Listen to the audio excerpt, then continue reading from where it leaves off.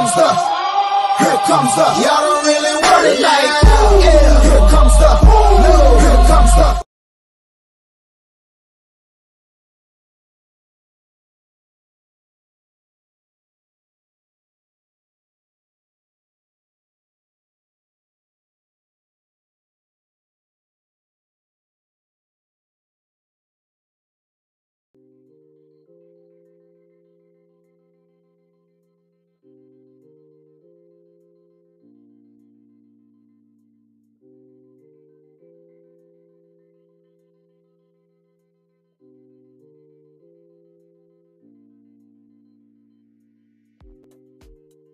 Yo, what is going on, YouTube? Hope everyone's having a lovely day and a blessed evening. The sun is out here in Seattle, and so for you guys that are out here in Seattle, I hope you guys are enjoying your day. Hope you guys are having a lovely day. Thank you so much for taking out today. If you guys are new here, my name is Calvin, aka welcome back to another live stream, another live show. I know today's show was a little last minute. I didn't anticipate going live today, but I've seen a lot of stuff on social media, a lot of 12s, a lot of fans, a lot of Seahawks fans specifically are over here tripping, over here panicking about the lack of activity on Seattle's front as it pertains to free agency. And I know that this isn't new. A lot of the times the Seattle Seahawks aren't active on day one or day two of free agency. And I know a lot of fans are also questioning, oh, then why did Seattle open up so much cap space? Why is it $40+ million in cap space and it's not being used? Why isn't it being allocated to the outside guys, or to at least to guys that aren't on the Seahawks? I know the Seahawks have re-signed Leonard Williams. I know the Seahawks have re-signed Noah Fant. A lot of free agents have left the Seattle Seahawks, and no outside free agents have yet to be signed. But like I said, or like you guys see on the thumbnail, let's trust the process. I know it's a little cliche. I know it's kind of used maybe a little too much now. Maybe it doesn't hold as much weight as it used to have. But y'all, John Schneider is widely regarded as one of the smartest minds, one of the smartest GMs in the entire NFL. Is his reputation all of a sudden supposed to just fly out the window after a lack of activity in March? I know some fans are over here trolling. I know some people don't always mean what they say on social media, but we got fans saying that it's time to fire John Schneider. We got fans saying, what is John Schneider doing? We got fans questioning the Mike Macdonald hire. Like, what is really going on here?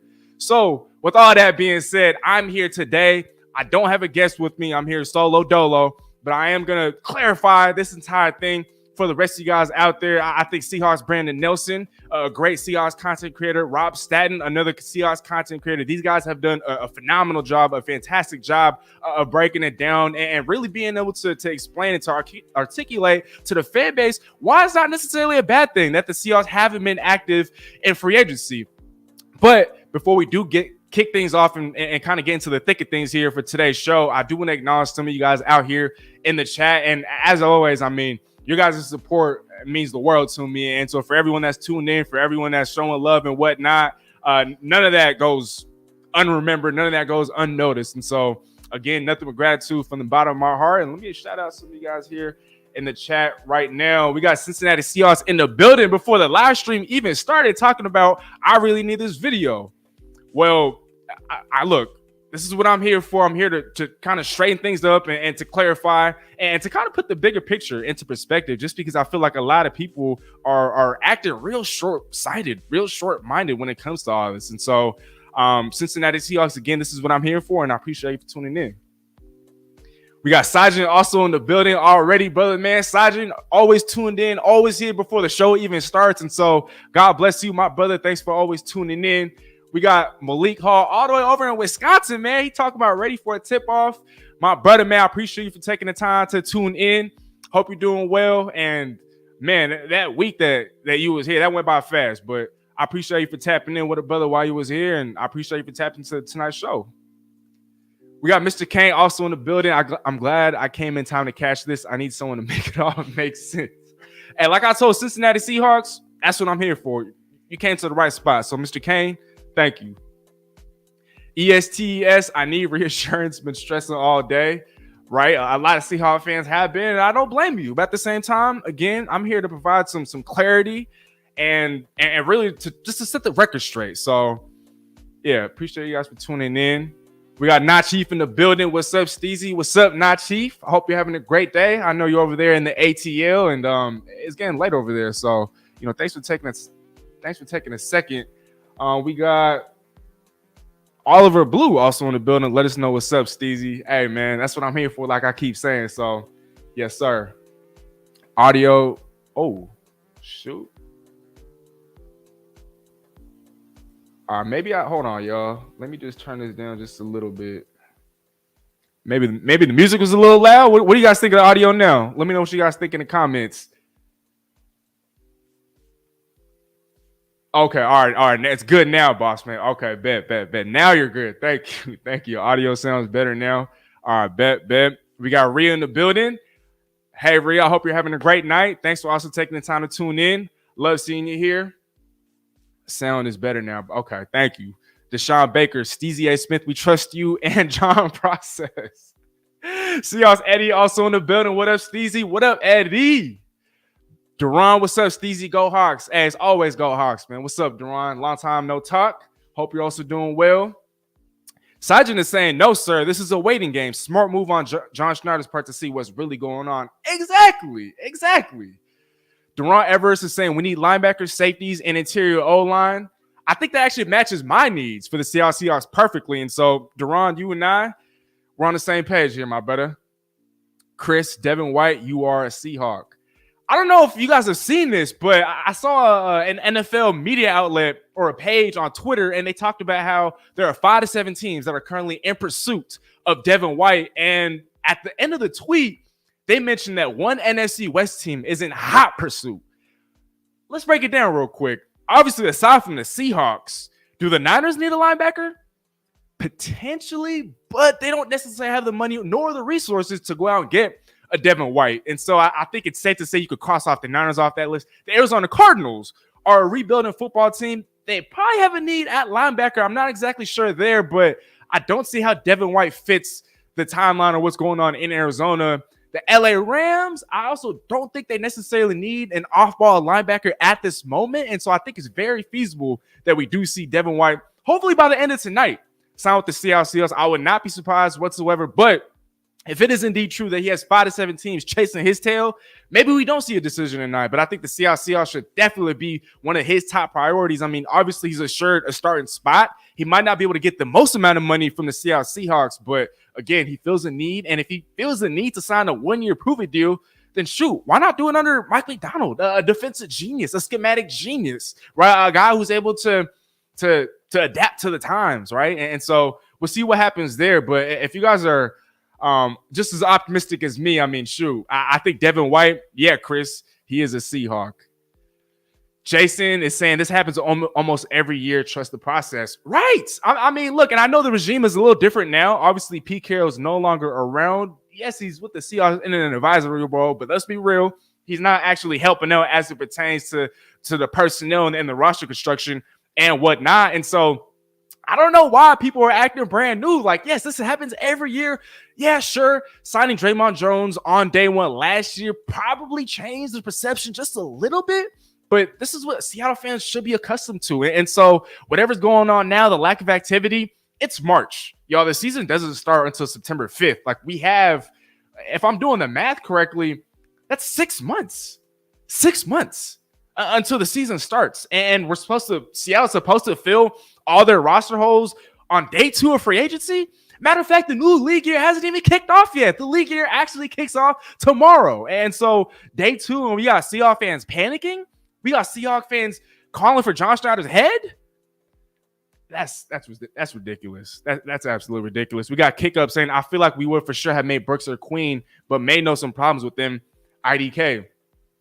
Hey, if you guys are tuned in to Seahawks Brandon Nelson, I was watching some of his stuff earlier today, and I thought he made a great point. Kick Up, thanks for bringing this up. I'm going to remove your comment for just a second. I wanted to make sure I talked about this, and so here it is. Seahawks Brandon Nelson said, if Mike McDonald isn't going to pound the table at this price or at that price, right, then why are we supposed to want him so badly? The guy who coached up, the guy who was responsible, or at least partially responsible for the career year, for the all-pro season that Patrick Queen had, didn't want him in free agency, even at that bargain of a price? I don't know about you guys, but to me, I find that very, very telling. A head coach who just coached this guy up to an all-pro season didn't want him, even at a quote-unquote bargain. I think that's very telling, but almost in a negative manner against Patrick Queen, if that makes sense. Just because, again, the guy that was partially responsible for the season that he had didn't want him in Seattle, in a new city, in a new locale. I think that's very telling. I think that's something we should all take some time to really consider because, again, and this is obvious, right? But these are the guys making the decisions. These are the guys that are being paid to sign it, to give out contracts, to overhaul the roster and whatnot. And so, again, we can't take some time to stop for just a second and think about, okay, the guy, again, who coached up Patrick Queen didn't want him in Seattle. I think that's very telling. So definitely something to consider. Kick up, I appreciate you for bringing that to my attention. We got our first super chat in the building. Sajin, address the linebacker position and the trenches. First and foremost, Sajin, I just want to say thank you so much for the super chat. You guys know how much these mean to me. And so every time I see one, I definitely got to take some time, not only to shout you out, but just to express my gratitude, to say thank you. And so, Sajin, thank you so much for the super chat. Again, you are one of my biggest supporters, and I can't thank you enough for that. Like over the years, Twitter, YouTube, you're just always there. And so, you know, again, that means more than you know. Thank you so much, Sajin. Kick up. I feel like we would for sure have made Brooks or Queen, but we already addressed this, right? Deshaun Baker is saying that Jerome Baker is a Seahawk. I gotta ask, Deshaun, are you guys related whatsoever? I know you're over there in North Carolina, around South Carolina. I know you're over there on the East Coast, and so maybe there's a connection there. I don't know, but I do actually have Jerome Baker as one of my under the radar free agent targets for the Seattle Seahawks. And so, Deshaun, I appreciate you for bringing that up. Not Chief is saying Damian Lewis is gone, right? As is Will Dissly, as is Colby Parkinson, as is Drew Lock, as is DJ Dallas. Look, I wish these guys the best, but obviously there's a plan in place, and I think the Seahawks are planning on sticking to that. So the fans and for everybody else out there, again, stick to the process. Trust the process. Devin White coming. We just touched on that. I hope so. Hopefully before the end of this show, there's a notification that's breaking news. Oh, the Seahawks make their first signing of free agency. And hopefully that name or that dude is Devin White. We'll see what happens. Parker Hansen, you my boy, Steezy. Man, thank you, Parker. I appreciate that. Tezzy so crazy. Steezy, what's up, brother, man? Hey, if this is who I think it is, what's going on, brother, man? Long time no see, man. Long time no talk. I appreciate you for taking the time to tune in. I appreciate you for taking the time to put out a comment. And so, man, my brother, I hope you're doing well. I hope your family's doing well. Nothing but blessings to you, my brother. And I appreciate you for tuning in. We got Toy Piano saying, thank you for saying this. Honestly, I don't really feel like it needed to be said, but sometimes we all need reminders. And that's what I'm here for. Not just to, again, set the record straight, but just to put out a reminder out there that it is only March 12th, 2024. The season starts in September.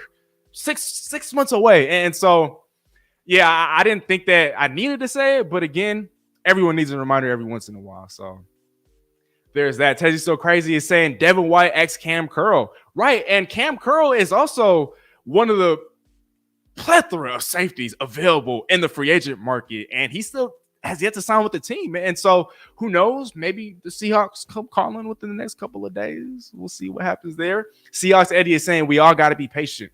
Right. When was the last time not being patient actually led to good things? Not just in the NFL, but just in life.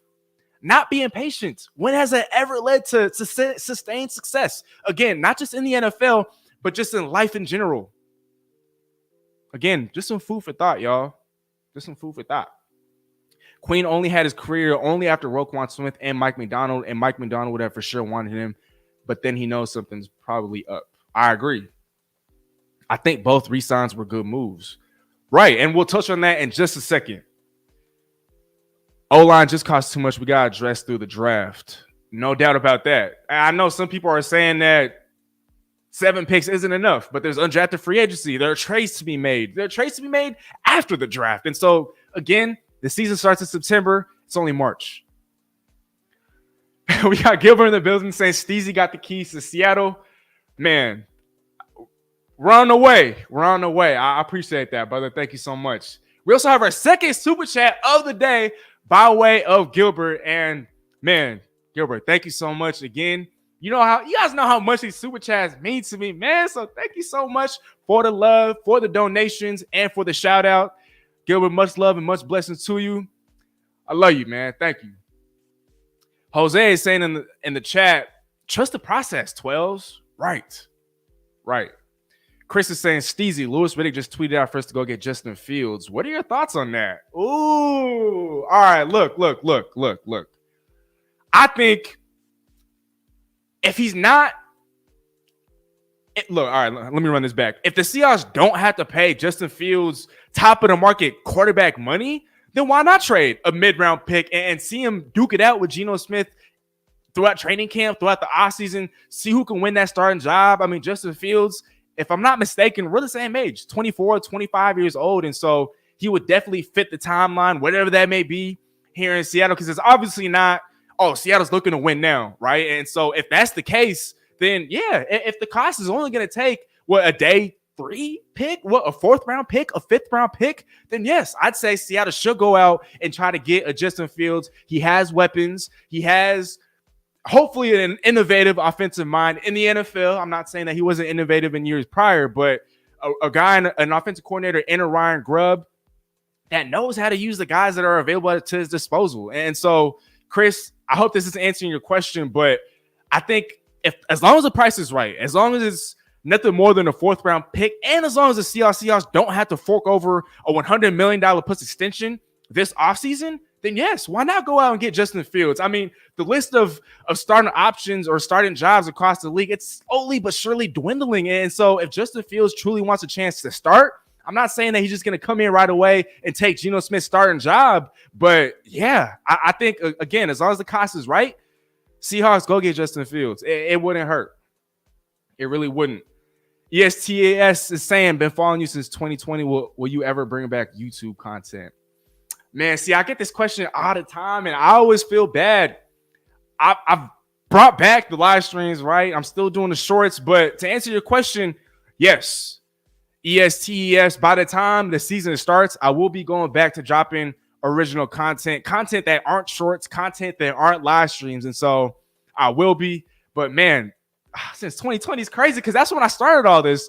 I know I've been on a hiatus and, things have happened here and there, but for you to have been following me since this journey started, man, that truly means the world to me. So thank you so much for that.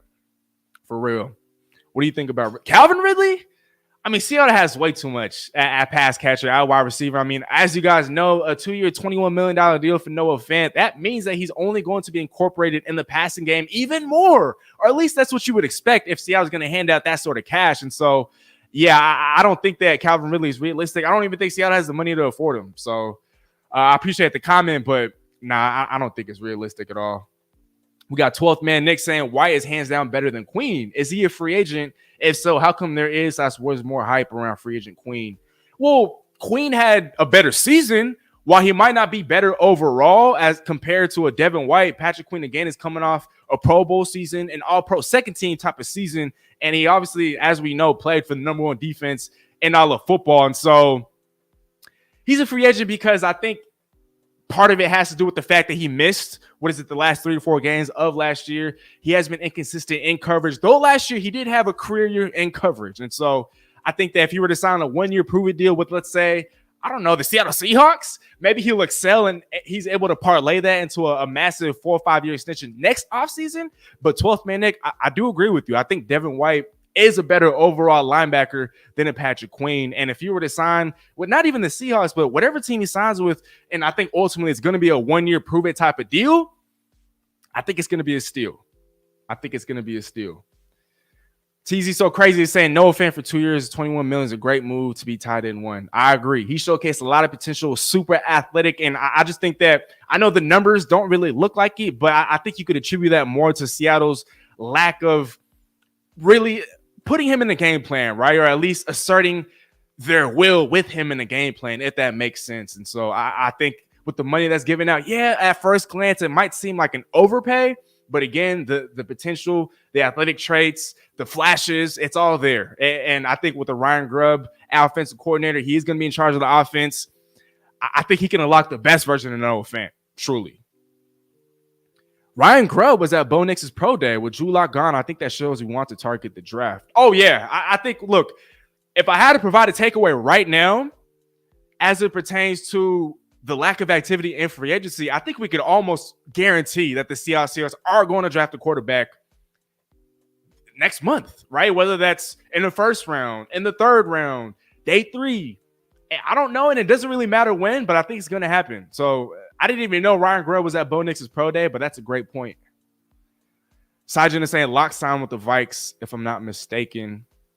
Daniels, please. Fields going to want the bag. Well, no, Drew Lock actually signed with the New York Giants, and I think that he could seriously push Daniel Jones for that starting job. I know Daniel Jones is coming off a torn ACL, and so who knows? Maybe Drew Lock is the guy for the first few weeks of the season, but I think he could just win the job outright. I haven't seen anything from Daniel Jones. I know he had that year, not this past year, but the year before in which he took the Giants to the playoffs, but man, he's not it for me. So I am rooting for Drew Lock, as I think a bunch of 12s are, and I wish him nothing but success in New York and whatever the future may hold for him. We got Nolan back in the building with a super chat. Man, hey, these super chats are starting to come in, man. You guys are making my day. Although I felt like my day was already made, you guys are over here just continue to put a smile on my face. And so thank you so much for the super chats. This obviously and honestly means the world to me again. I know I keep saying that, but man, y'all have been making me blush, man. But Nolan, again, you're supporting and all the times that you're over here for these live streams and whatnot. I don't take that for granted. So Nolan, big shout out to you. Thank you for the super chat. Thank you for the comment. And most importantly, thank you for tuning in. He's saying absolutely no stress, 12s. The rebuild is a process. Going to have 3 to 4 additional compensatory picks in the 25 draft. Enjoy the ride. I trust John Schneider. Well said. I'm going to have to keep that comment up for just a little bit.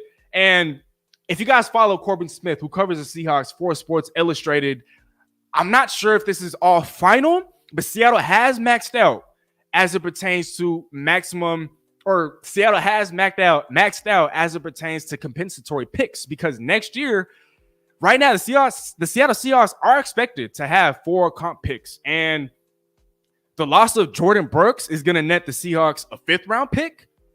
The loss of Colby Parkinson is going to net the Seahawks a 6th round pick. The loss of Damian Lewis is going to net the Seahawks a 4th round pick. And then the loss of Drew Lock is going to net the Seahawks a 6th round pick. Again, all these picks are comp picks. And so, again, it's going to be a 4th rounder, a 5th rounder, and then 2 6th, in addition to the 7 picks that the Seahawks already have. And so next year, as it stands today, for the 2025 NFL draft, the Seahawks are slated to have 11 picks. Again, things can change. I think that in this draft, Seattle's going to make a trade or two, whether it's to trade up or down. I think that there's a plan in place again.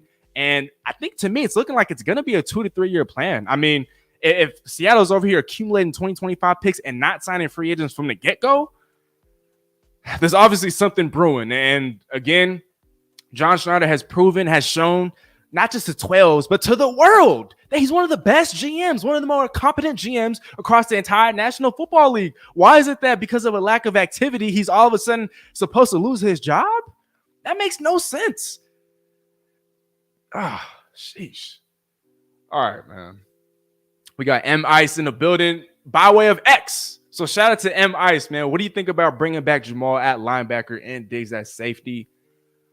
I think if Jamal Adams were to come back, I don't think that he necessarily has to be placed at linebacker, but I do think that it's feasible that he comes back. It might have to be at a veteran minimum. It might have to be at a contract that he believes is less than ideal, but I think, again, it's very feasible. There's still so many safeties on the market. The market is still so saturated that I wouldn't be surprised if we were to see one of these guys back in Seattle. It just probably wouldn't be at a number that they'd like.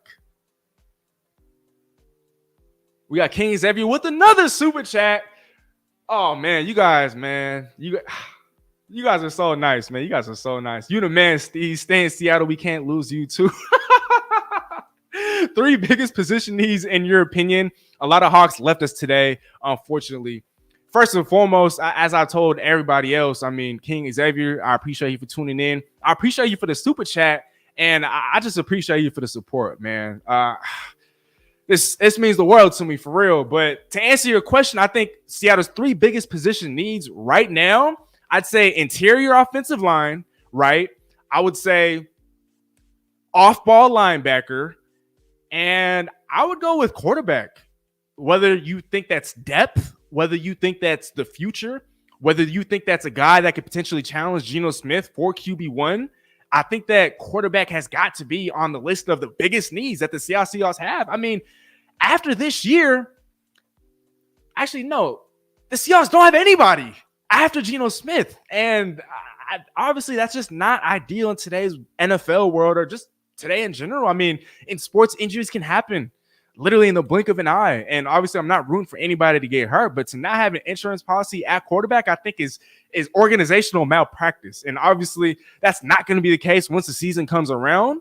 But I think quarterback has got to be on Seattle's list of biggest needs. And so, again, I'm going to run that back. I'm going to say interior offensive line. I'm going to say off-ball linebacker and quarterback. Again, whether you think that's depth, the future, or a guy that can challenge Geno Smith, quarterback is a need. So there you have it. Sijin with another super chat. Man, thank you so much. Sijin, thank you so much. I think we should draft a quarterback personally. Honestly, I think we will too. And at this point, I don't even think it really matters. And I say this as respectfully as I can. I don't think it really matters what any of us have to say about what we think the Seahawks are going to do come the NFL draft. They need a quarterback, for crying out loud. And so, right, they kind of have to. But Sijin, great point. And man, again, thank you for the super chat. For real. Matty Ice in the building. I haven't seen you here in a long time, Matty Ice. I hope you're doing well, buddy.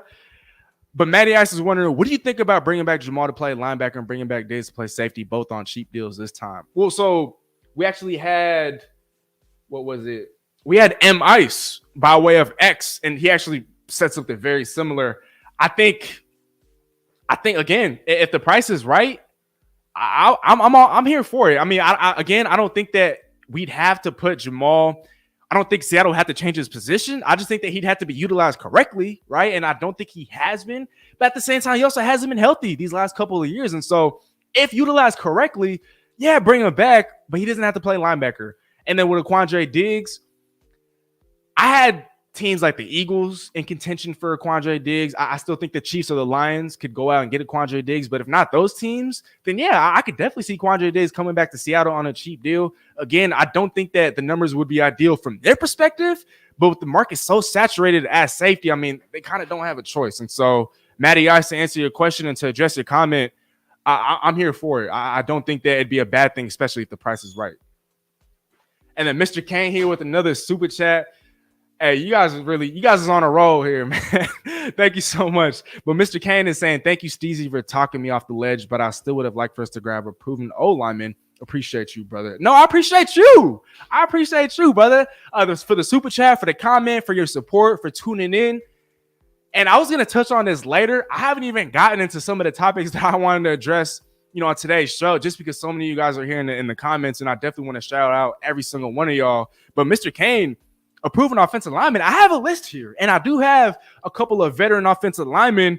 Tell me if some of these names would hopefully make things a little more interesting for you. But I think guard Kevin Zeitler, I know he's a little older, 33 going on 34 years old, or I think he's 34, over from the Baltimore Ravens. Now, Mike McDonald didn't coach him up directly because obviously he was in charge of the defense, but he's still yet to sign, to my knowledge. And I think that with the Kevin Zeitler, fresh off his first Pro Bowl appearance at an advanced age of 33/34, I think he would fit in perfectly. I do still like the potential that Olu Oluwatimi has at center for the Seattle Seahawks. I do like what Anthony Bradford brings to the table, but Phil Haynes, another free agent, another starter from last year's offensive line, has yet to sign with the team. And I think that with the void that's still there, because let's say Seattle wants to start Olu, let's say Seattle wants to start Anthony Bradford, there's still an open spot available and up for grabs on the interior of that offensive line. And so I think a Kevin Zeitler, again, from the Baltimore Ravens, could work. I think Dalton Reisner from the Minnesota Vikings, I think he could be a proven option. I think that, all right, my bad. I guess I only had two of these guys written down, but yeah, there's still time, Mr. Kane, for Seattle to go out and grab a proven offensive lineman, not just in the draft, but in free agency. And so, again, Dalton Reisner and Kevin Zeitler are definitely two guys to look out for. We got Nachi say Steezy making bank.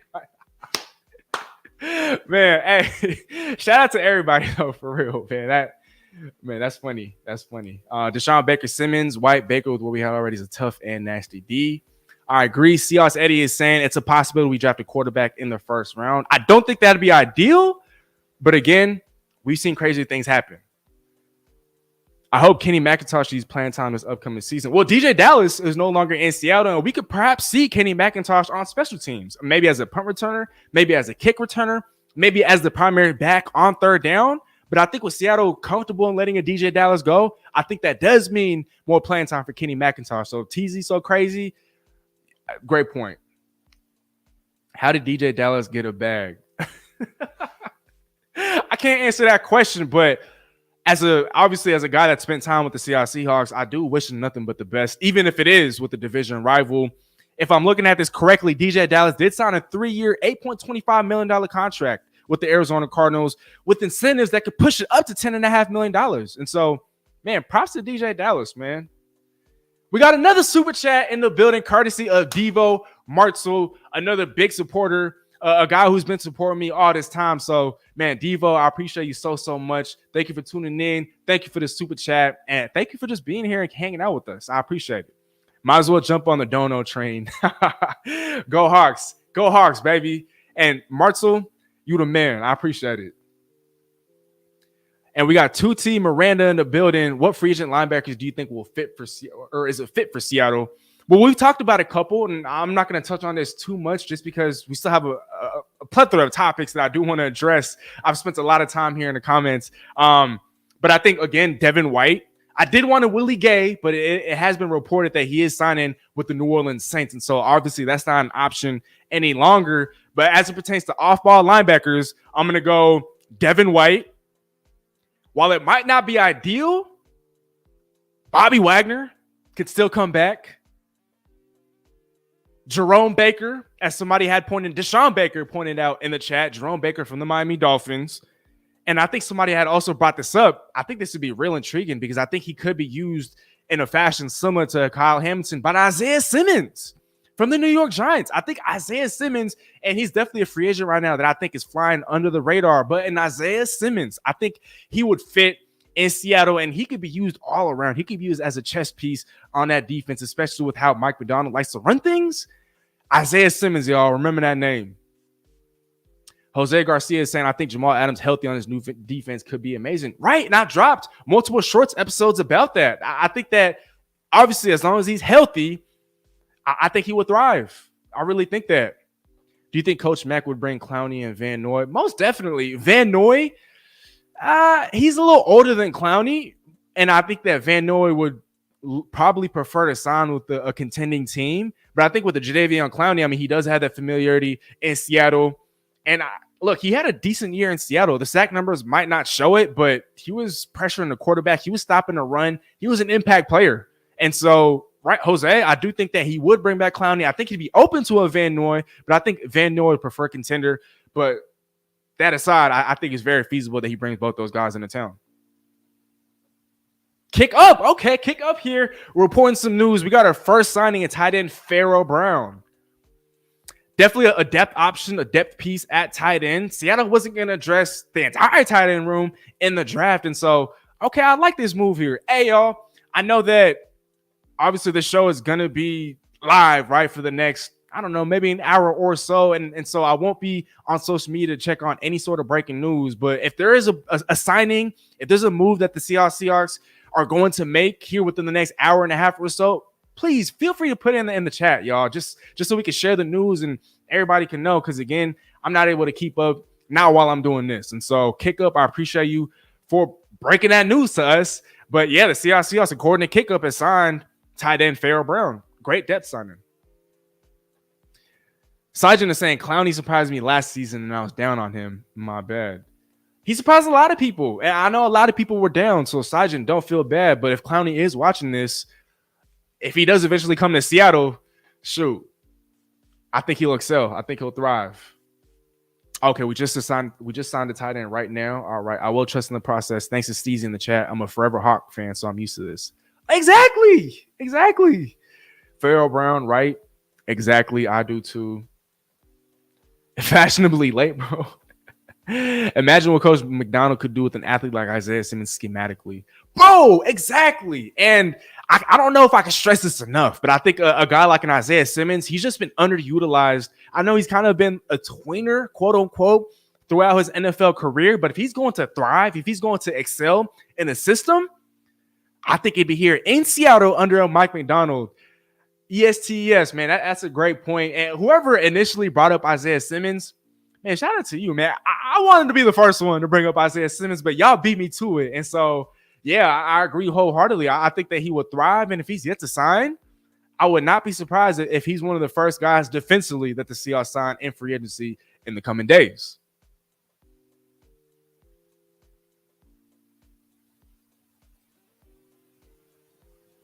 All right, y'all. So like I put this up earlier. Again, I just want to remind you guys, let's not forget, John Schneider is widely regarded as one of the smartest minds and GMs in the NFL. So his reputation, no, it should not just fly out the window after a lack of activity in March. Let's just be patient, y'all. Let's just be patient. Let's just be patient. And like I said, today is March 12th, 2024. The season does not start until September 5th, 2024. That's what, less than 6 months from now? So many things that could transpire, so many things that could happen. There's no need to panic whatsoever. Yes, I understand the options are dwindling in free agency, but again, when has a team ever just built its entire roster through free agency? The draft, there's undrafted free agents, there's trades over the offseason. Like, come on, y'all. Let's not be so short-sighted in our thinking. Please. I've said this time and time again, but the Seahawks like to zig while the rest of the league likes to zag. And yes, while that hasn't necessarily equated to a bunch of playoff wins in the last 6-7 years, this is a new regime in Seattle. And I've talked about this before, but if growing pains are to be expected in year one of the Mike McDonald era, then I don't know why everybody's over here tripping about the lack of activity. Let's just see what happens in the draft. Now, if the Seahawks are making questionable moves, and if it seems like they're making peculiar moves, once the draft comes around, then maybe I think it's a little bit more justified for Seahawks fans and for the city of Seattle to start panicking. But again, it's day 2 free agency. It's really not a big deal. At least it's not as big of a deal as everyone is making it out to be. Let's just say that. Let's just say that. And before we get to some of these other topics that I wanted to touch on, this probably isn't breaking news now, right? And I guess technically this isn't the latest transaction involving the Seahawks because, like you guys mentioned, Pharaoh Brown has signed, but I just wanted to talk about this just briefly. According to ESPN's Brady Henderson, the Seahawks are tendering defensive tackle Miles Adams. This means that he'll be under contract at a minimum salary, potentially $1.05 million or $985,000. Either way, I think that's a relative bargain compared to what other guys across the league are getting. And I've always liked Miles Adams. I've always thought that he's shown flashes, particularly in the preseason for the Seattle Seahawks in years past. And so to be signed or to be able to come back at that number, I think that's a big win. Again, he's displayed flashes, and I think that this means that Mike McDonald likes what he has in a Miles Adams. And so I think that this is definitely noteworthy and definitely should be talked about. So there's that. There's that. And I just wanted to say real quick, the safety position is the new running back in the NFL. And like we talked about earlier, coupled with the fact that the market is oversaturated with them, not having signed a safety or two at this time isn't worrisome. Again, there's a bunch of safeties still available. You guys have brought up Jamal Adams. You guys have brought up Quandre Diggs. I talked about this on Instagram. And if you guys aren't already following me on Instagram, be sure to follow me on Instagram at Steezy A Smith TV. So it's gonna be this handle right here, but a TV at the end. I post on there daily. Obviously on YouTube, I'm not posting on here daily. And so if you're looking for a daily dose of your Seahawks content / coverage, be sure to tune in and tap in and follow me on Instagram at Steezy A Smith TV. But I talked about this on Instagram. Obviously, Geno Stone is a Bengal, and so not going to sign with the Seahawks, right? So the possibility of there being 2 Genos in Seattle is no longer feasible. But perhaps there could be two Julians in Seattle, and I'll talk about Julian Love and safety Julian Blackmon from the Indianapolis Colts. He was a cornerback in college, converted to safety, I think before he got drafted, or maybe he spent a year. Forgive me for forgive me for potentially spreading misinformation. I'm not entirely sure, but again, Julian Blackmon was a cornerback in college, and he's excelled as a safety in the NFL. He's had a couple of injury-riddled seasons. He's torn his Achilles. He's missed a lot of time with various injuries and whatnot. But last year, he had a career year after being moved to strong safety. And I think that he'd be an absolute fit. I think he fits the timeline if the Seahawks are indeed rebuilding. He's only 26 years old. And so Julian Blackmon, definitely a guy that I think Seattle could target. Justin Simmons, is still one of the more elite safeties in all of football. He would not cost the Seahawks a comp pick next year just because he was released by the Denver Broncos. And while his age might not necessarily align with Seattle's timeline, I think that Seattle could do so much worse than by adding a Justin Simmons. He could definitely mentor some of these other guys. Kobe Bryant, who looks to be a safety long-term. Jonathan Sutherland, who I've talked about in the past. I know he's a practice squad guy, but he's definitely going to be called up if he ends up making the team. Jarek Reed, I think he has potential. And so by bringing in a veteran, while he might not align with the necessary timeline, he can still mentor some of these up-and-comers at safety. Cameron Curl, we've talked about this earlier, I think is another potential option if he has not yet been signed. And then Jordan Fuller, who is a former Ram. He's not a guy that's going to leap off the screen. But again, if he's a former Los Angeles Ram, I mean, they've brought in Colby Parkinson, a former Seahawk. And so we could bring in a former Ram, and hopefully he can give us a little bit of intel, though. I know with that whole McCole Hardman situation, right, with the Chiefs and the Jets, maybe he's not able to leak out game plans, but he could provide some valuable knowledge. And so Jordan Fuller could be a low-cost safety that could come to Seattle. Again, he is a former Los Angeles Ram.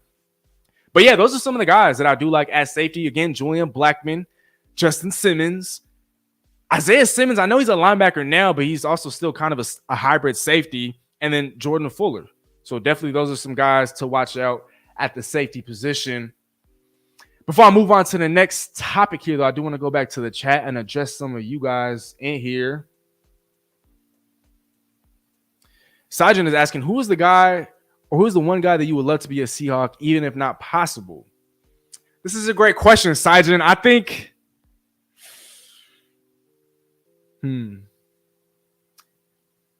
it's possible, but honestly, I want to see Devin White. I really want to see Devin White in Seattle. He has the pedigree. You know, he was a top 5 pick when he was drafted. He's won a Super Bowl. He's been a part of elite defenses. He's highly, highly talented. And I just think that not only would he fit a need for the Seattle Seahawks, but when he's locked in, when he's healthy, he's one of the very best linebackers in all of football. And so I think that he would thrive again in Seattle. And he's just a guy that I love to see in a Seahawks uniform, honestly and truthfully. There were other guys that I could have brought up, but they've since signed with other teams. And so, Sajin, that's a great question. I know it's kind of boring, but Devin White's my answer there. I wonder if Corbin outrunning because we only make moves. When are you working out? I think you're talking about Corbin Smith, right? I've had him on the show here a couple of times, and I definitely plan on bringing him back. So, for those of you guys that tune in and watch Corbin Smith on Locked On Seahawks, you could expect him on the show sometime this summer. I got y'all. And then we got Tootsie Miranda saying, I like your vibe better than the big sports podcasters. This feels more personal and comfortable. Wow, thank you. Tootsie, I mean, wow, that's high praise right there. I mean, there's a lot of great guys, obviously, in the industry, in the space that's doing what I do, but to hear this from you, I mean, wow, oh man, y'all be trying to make me cry. What's up, man? Shoot. Thank you so much, Tootsie. That means more than you know, truly. Space is saying Neil Armstrong. I know Coach Mack will ultimately run our defense, but I think our new defensive coordinator, Aden Dirty, for those of you guys that don't know or aren't aware, will make some of our guys stars. Bring Woolen back to his rookie season shape. And from what I've heard so far, I've heard nothing but positive things about Adam Dirty. He's a former linebacker himself. He played in NFL Europe, and so obviously he has that experience. He's spent some time on the field. Jose, I think you make a great point here. I appreciate that. Sajin, that's why I rock with Steezy A. Smith. Man. That's right, brother. That's right. Juke's Legacy is asking, who's Pharaoh Brown? I don't know too much about Pharaoh Brown, but what I can say that he is a depth piece at tight end. I'm kind of blanking right now on the teams that he's spent or the teams that he's been on these last couple of years. But again, he's nothing more than a depth piece at tight end. And I didn't expect Seattle to just address the entire tight end room in the draft. And so while it might not be the splashiest of signings, it was definitely a necessary signing. So Juice Legacy, I hope that answers your question. Oh, there you go, Sergeant. Perfect. Pharaoh Brown is an American football tight end for the Pats, or formerly of the New England Patriots. So I appreciate that. Okay, we got Tutti here breaking some news. Seahawks signed defensive end Mike Oxlong for 1 year, $1.05 million. So what? That's about the veteran minimum, I think. I'm actually not even sure who that is, and forgive me for not having done my homework. But Tutti, I appreciate you for breaking that news. Okay, so Seattle's bringing on some depth. Mike Oxlong, I like that. Well said on White as DZA Smith. I would absolutely love him on his team. Right. And I think right now he kind of has a chip on his shoulder. I mean, he got benched towards the conclusion of last year. I know that the reports are going to show that, oh, he was injured. But I've seen reports also contradicting that. And so I think that, again, when he's not always locked in, you know, he does have inconsistencies here and there. But, yeah, I just think the talent, I mean, I've seen a lot. I've seen a lot from Devin White, and I think that he'd fit in perfectly here. I think that he would excel. And if that's a guy that's playing with a chip on his shoulder, oh my goodness, watch out. Not Chief, I'm finna go to bed, bro. It's getting late over here. I'm putting all my faith in John. This happens every year. Right. I can't stress that enough. Not Chief, I know you over there in the ATL. Shoot, if you were a Falcons fan, I know you'd be ecstatic. Y'all did just get you guys, or Kirk Cousins. You guys finally have a quarterback, and finally a guy that can utilize all these weapons. I mean, shoot. Drake London, Kyle Pitts. If you play fantasy football, shoot, I think that those guys are definitely going to excel. I think those guys and their values are to the moon. But not Chief, I appreciate you for taking the time to tune in. That means a lot, brother. You take care of yourself now. ESTES, I agree. Similar to the Hawks nest, Hawks coverage plus personality, enthusiasm is everything. I agree.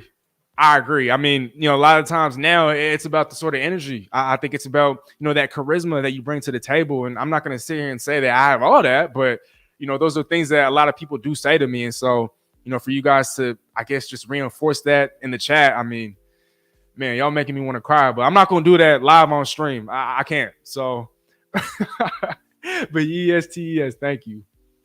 Oh, okay. So Deshaun Baker here providing some news. Pharaoh Brown has spent time with the Rams and the Browns and also the Patriots. And so that's definitely good. We got Humble Boy TV. What's up, bro? I'm new. Do you do live reactions? Well, Humble Boy TV, if you aren't already subscribed, I mean, shoot, definitely hit that subscribe button for a brother, man. I do live reactions, maybe not live like the moment that it happens, but if you're talking about live streams, I do that. So I hope that answers your question, but I appreciate you for taking the time to tune in. Filter is saying we just got somebody finally. Okay. And then Pharaoh Brown is a great blocking tight end. Right. I think he's definitely going to be able to replicate a lot of what Will Dissly brought to the table. He's not going to be utilized in the passing game, at least as it, you know, pertains to being a pass catcher, but a great blocking tight end. I'm here for it. Jake, what's up, Jake? Jake in the building. Not gonna lie, this brings back 2012 vibes when we went all out in the draft. Let's get this rebuild done right. There you go. And I think that another takeaway that I think that I have, I don't think I have, but a takeaway that I do have from the lack of activity, right, in free agency is that Seattle's looking to accumulate more picks in the draft. And whether that means dangling 2025 picks, whether that means trading down, not necessarily at 16th overall, but in other rounds, I think Seattle's looking to accumulate as many picks as possible. Again, this is a new regime, and so you can't blame Seattle for wanting to rebuild through the draft. I mean, again, it's a new scheme, new regime, essentially a new team. There's a lot of new here in Seattle. So, Jake, I think you bring up a good point there. I'm just playing, man. You said the name. Oh, Hey man, I can't believe I fell for this, man. Shoot. Okay, man. Well, that's my fault for not knowing beforehand. Okay. Mike Oxlong is not real. Just keep saying the name in your head, guys. It's funny. Mike Oxlong, Mike Oxlong, Mike Oxlong. Hey, Tutu, man, you crazy, man. You crazy. We got some people laughing in the chat. Hey, well, nobody wanted to say nothing. I was kind of hoping that, okay, because I read the name and I was like, wait, I've never heard of this guy. I was kind of hoping that somebody in the chat would kind of just blow up the spot, right? And be like, yo, that's not a guy. He's trolling. He's playing. But I think a lot of you guys were in on that. So y'all got me. Y'all got me. TZ is saying, I know this isn't a Seahawks question, but Christian Wilkins made him some money this free agency. Hey, y'all, it doesn't have to be about the Seahawks, you guys. If you guys have NFL questions, fantasy football questions, if you guys want to talk other topics and other things, right, going on across the NFL or in fantasy football, feel free, man. This isn't just strictly a Seahawks live show. I mean, we can talk other things as well. And so going back to address your point, though, TZ, yeah, and I think it's well-deserved. I think that with Christian Wilkins, I mean, he's been so underappreciated in Miami. He's a great run stuffer. He finally added more of a pass rushing repertoire to his skill set last year, getting after the quarterback. I think he had a career high in sacks, and I think he's going to thrive in Las Vegas alongside Max Crosby, being coached up by Patrick Graham, Antonio Pierce. My gosh. Yeah, Christian Wilkins, I mean, that's a lot of money. But again, the Raiders made one of the smartest splashes in free agency or of free agency by bringing on a Christian Wilkins. Bruh. Caden Cole, who's Pharaoh Brown, not familiar with his game. So I'm going to just address this briefly. Again, he's like a depth piece at tight end, more of a blocker at tight end, not exactly a guy that you're going to feature in the passing game, but he's definitely a depth option at that position. We got Muhammad Zaid in the building, tuning in courtesy of X, saying what up? Go Hawks. We signed a tight end. Zaid, thank you for taking the time to tune in. We did. And his name is Pharaoh Brown. DK64 Metcalf, yo, is a fantasy option now that he's the tight end one in Seattle. Ooh, that's still tough. I mean, you still have a DK Metcalf, you still have a Tyler Lockett, you still have a Jackson Smith and Jigba. Obviously, you still have a K9 and a Zach Charbonnet. There's so many mouths to feed. But I think that if you could get Noah Fant in one of the last rounds of your draft, I do think that he could be a sleeper. Right now, I'm going to stick to saying that he's a sleeper. I don't think that he's a guy that you'd want to start in fantasy, but I think that he does warrant enough to be a flyer in the end of drafts. I hope that answers your question, DK64 Metcalf, and I appreciate you for tuning in. Jake saying that edge guy from UCLA would be a good fit. Latu at 16. I think he does. Or I think he'd be a great fit, but I don't think that edge right now would be Seattle's biggest need. Although John Schneider has said in the past that he is trying to go best player available, BPA, right, when it comes to attacking the draft, not necessarily going or drafting based off of need. But, yeah, I think that he would thrive here in Seattle. Obviously, the injury history is a little concerning, but as far as talent, yeah, he's a monster on the edge. We got Sajin saying, got to dip on you, bro. Have training boring when you already know. I'll hit you up next time. I see the happiness in your eyes and your face to let me know that you are true. Hashtag stay the course. Man, this guy Sajin right here, man, you have a way with your words, for real. Like, every time you talk, I feel like it lights up part of the reason why my eyes are as lit up as they are is because of you, Sajin. So I hope you have a great, blessed night, brother. Thank you for the super chats. Thank you for the support. Genuinely, you're definitely a guy that I'd love to meet, in person one of these days. And Sajin, I wish you nothing but the best. Have a blessed night, brother. Jake is asking, you think Fant re-signed because they maybe told him he would be more of a catching tight end than the old regime they used him for? Oh, no doubt. I mean, and obviously the money helps, right? Now he's getting paid an average annual salary of about $10.5 million a year. I think that, again, he oozes traits, athleticism, had so many flashes.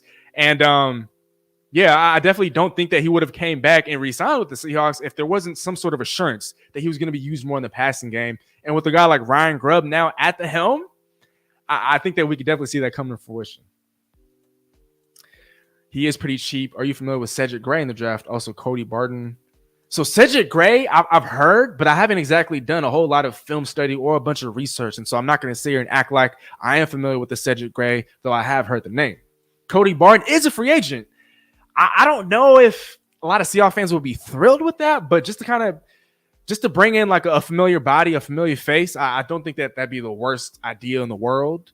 My personal opinion, though, I'm not necessarily very keen on that, but again, it is a familiar face, and so I wouldn't be mad at it. We got hey, y'all crazy. We got Trev on X asking, does Steezy have an OnlyFans? Man, not only are you guys making my day, but you guys are over here trying to make me laugh, man. Hey, Trev, you crazy for asking that question, but I appreciate you for tuning in. That's crazy. Yeah, Rockman Drums is saying hard pass on Cody Barton, LOL. Yeah, look, for me, nothing against Cody Barton, but I'd rather go with the guy in the draft. Like, if we're going to go that route, we might as well just have a whole crew of rookie linebackers at this point. Deshaun is saying, I have a feeling that this year and going forward will make John a lock-in for the Hall of Fame. Okay. Talk about a hot take, man. Watch him work. I have no words to add to that. I really don't. Well said, Deshaun. Isaac, crazy to me the Cowboys haven't done anything. Their owner said he was going all in. You guys have probably seen it by now, but yeah, Skip Bayless, my in, comma, my butt. You guys seen him say that, right? He's obviously mad. But look, again, y'all, and I'm not rocking with the Cowboys in any sort of capacity, but it is day 2. It's only March. Maybe he meant all in as it pertains to the draft. Maybe he meant all in because there's a trade that's coming. Yeah, definitely some things to consider. Space is asking, what do you think about Russ going to the Steelers? I absolutely love it for the Pittsburgh Steelers and for Russell Wilson. As we all know by now, he's playing for a veteran minimum of $1.2 million. This is a team that went to the playoffs last year. This is a team that relies on their defense. This is a team that relies on their run game. This is a team that has one of the better head coaches in the league, in Mike Tomlin. And this is a team that obviously has a well-established culture, a team that is well ran, right? And I know they haven't had a whole bunch of playoff success, but again, this team and franchise is well respected. A lot of people appreciate what Pittsburgh has done in the last decade or so. Maybe not the whole cheating part, right, in Super Bowl 40, but aside from that, I mean, I guess the Steelers are cool. But Space, to answer your question, I think this sets the stage for somewhat of a bounce back season for Russell Wilson. I know he kind of had that last year. If you guys look at the stats, if you guys look at some of those games that he played, some of those wins that he had with the Denver Broncos, I still do very much think that if surrounded by the right supporting cast, he could still thrive in the NFL. Maybe he's no longer a top 10, top 12, top 15 quarterback in the National Football League, but an above average starter in the NFL. I think he still very much is so. But man, that division is just so stacked. I don't know about the Steelers going back to the playoffs, but the Steelers being a respectable team, I think he could definitely do that for the Steelers. But yeah, I like the move for Russ. I think that he could definitely extend his career in Pittsburgh, and it's a lot better than going to New York. I mean, that offensive line is horrific. So Pittsburgh, man, they're getting an absolute steal at $1.2 million. I'll tell you that. Caden Cole, with Drew Lock leaving, do you think Seattle now drafts a backup quarterback for the first time in years, given the good backups are taken? If so, do you think we trade up or down and get one? Trading up, I think, is out of. I think that's not something I'd advocate for. Just because Seattle already has 7 picks, Seattle doesn't have a second round pick. If there's a guy that falls, right? Let's say Drake May falls, and he's on the clock around the 13th or 14th picks, and if Seattle wants to trade up to get him, then by all means. But unless a guy like Drake May or Jaden Daniels falls, I don't think there's any sort of reason to trade up. Now, maybe when it comes to the later rounds and Seattle falls in love with the Joe Milton or Spencer Rattler, and you feel like you need to trade up for one of those guys, then I'm fine with that. But I think for the most part, Seattle is better off just standing pat and just kind of letting the draft come to them. 12th man Nick is saying, I don't see anything on Pharaoh Brown. Interesting. Daquan Ingram is saying Pharaoh Brown is fire. Okay. Tuti, do you have any eyes on middle linebackers in the draft? I think right now, and I'm forgetting his name, but there is that middle linebacker in Michigan, the one that Mike McDonald coached up when he was the defensive coordinator over at Michigan back in 2021. I know in a lot of mock drafts, he's going in like round 2, round 3. He's the only guy right now that I could think of off the top of my head. I haven't done a whole bunch of research just because I didn't think that Seattle would be this inactive, right, in free agency. Although I'm not necessarily against it, I just haven't dove as deep as I probably should be into the linebacking core as it pertains to the draft. And so thank you, Mr. Kane. Junior Colson. There you go. That's my answer. That's my answer, Tutti. Junior Colson for the time being. Chances higher Bobby comes back. I think so. I mean, and I've talked about this on YouTube on shows past. You need a leader that's going to be not just in the front office, not just in the coaching staff, but a leader that's actually on the field, a veteran that could embodies Seahawks culture. And there's not many guys other than a Bobby Wagner that embodies true Seahawk culture. And so maybe he finds the market to just be cold and would rather just stay in Seattle than go elsewhere. But yeah, I think the chances go up. Even if Seattle does sign a Devin White, I think that Bobby Wagner, I think he could come back. It's probably going to be on a reduced role, though. I don't think that he's going to be the every down linebacker that we've seen him in years past that we're all accustomed to seeing. But I think it's definitely feasible. Hard pass on Cody Barton. Clowney takes his time when it comes to signing anywhere. Maybe he comes to Seattle in July. LOL. Right, and you can't blame him for doing so. I mean, I think that it's definitely for the most part worked out in his favor. Maybe it didn't work out in Cleveland necessarily, but yeah, I wouldn't be surprised. How hard of a push do you think Grubb is making to try and draft Penix if he's available? This is a great question, Jose. Honestly, I don't think that he has to make that hard of a push. I mean, Scott Huff is also there. And with Michael Penix haven't been a hometown guy these last couple of years, the Seahawks have gotten an up-close look at Mike Penix these last couple of years. And so I don't think that he has to make that hard of a push to begin with. And I think it's also somewhat telling that the Seahawks didn't interview him at the Combine. And maybe that's because they have all the intel in the world that they need. And so maybe that's why they didn't have to interview him. But I also think that could be taken in a variety of ways, right? It could be taken both negatively and positively. But I think that, again, that's somewhat telling in and of itself. And so, Jose, to answer your question again, I don't think that he really has to, because he has played here at UW in Seattle for the last couple of seasons. And maybe, yeah, he can answer a couple of questions here and there. But, yeah, that's kind of all I have for that. So I appreciate the question, Jose. Immortal EO Tech in the building. What's going on? Seattle going to have to trade back to get enough picks to fill in the holes. Right. And like I said earlier, it doesn't necessarily have to be, you have to trade back at 16th overall. Maybe Seattle could trade back in the 3rd round. Seattle does have 2 picks in the 3rd round. Maybe Seattle could also trade back in the 4th or in the 5th or in the 6th or in the 7th. There's plenty of ways to get and to garner more picks in this year's draft. Again, Seattle could also dangle 2025 picks, knowing that there's 4 compensatory picks on the way. So there's options to be able to acquire more picks. Immortal EO Tech, great point. Caden Cole, I'm sure, or Jerry Jones, I'm sure meant all in on re-signing Parsons, Lamb, and figuring out Prescott's contract. Kirk got $180 million. You can't tell me Dak ain't going to push for more. Lamb's going to want more than 30 M's a year. Ooh, wee. That's a great point, though, Caden. I'm with you there. Breezo in the building. Farrell Brown is a beast. He was just misused in 2023. Okay. Jeff Matthias, hopefully I'm not saying that wrong, in the building. What about drafting Jordan Travis or Michael Pratt? Thoughts? Well, for me, I'm not necessarily the biggest proponent of Seattle taking a quarterback in the 1st round. And so unless a Drake May or why am I blanking? Jaden Daniels falls, which I think is highly unlikely. But taking a Jordan Travis or a Joe Milton or a Spencer Rattler on day 3 or day 2, I'm with that. I definitely... I wouldn't be mad at it. And then with Jordan Travis coming off that torn ACL, I mean, he might not be ready to start come week 1, but if he's just going to be the heir to Geno Smith, that probably wouldn't even be a problem to begin with. So Jordan Travis, yes. Michael Pratt, I'm not against it, but I would prefer a Jordan Travis, Joe Milton, or a Spencer Rattler to a Michael Pratt. I will say that. Julian Love and Leonard Williams are probably the new defensive captains. I agree.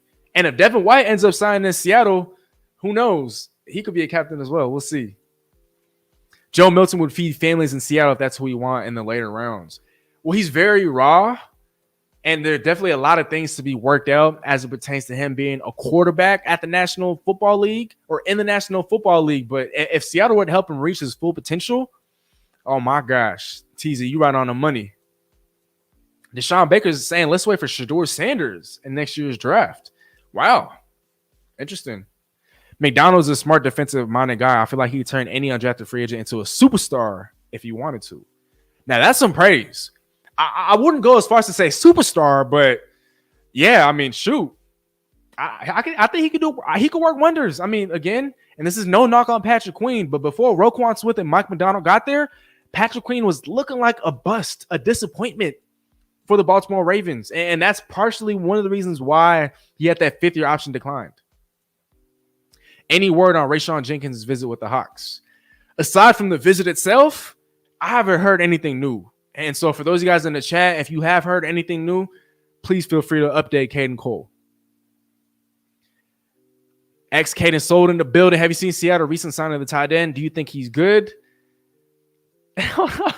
Mike Oxlong. All right, look. So like I mentioned earlier, and I've said this a couple of times, Farrell Brown is definitely more of a depth piece. He's a great blocking tight end. He's an athletic type of guy at the tight end position. He's been underutilized in the National Football League, and so I think there's still a lot of untapped potential there. But with Noah Fant being re-signed to the contract that is going to re-sign, let me run that back. With Noah Fant re-signing the contract, I'm only phrasing it that way because I don't know if he has signed the contract yet. But with Noah Fant agreeing, let's just use that word. With Noah Fant agreeing to a 2-year, $21 million contract, I think that indicates that he's going to be the primary pass catcher at the tight end position. And I don't think that Farrell Brown is being brought in to catch a bunch of passes for this football team. TZ so crazy saying Jazz can turn 7 picks into 11 picks. I trust him. He's done that before, right? He's done that before. So, again, to all the Seahawks fans out there that are doubting, that are crying and are in panic mode, let's just chill, man. Let's just chill. You know who Mike Ox? Man, y'all trolling, man.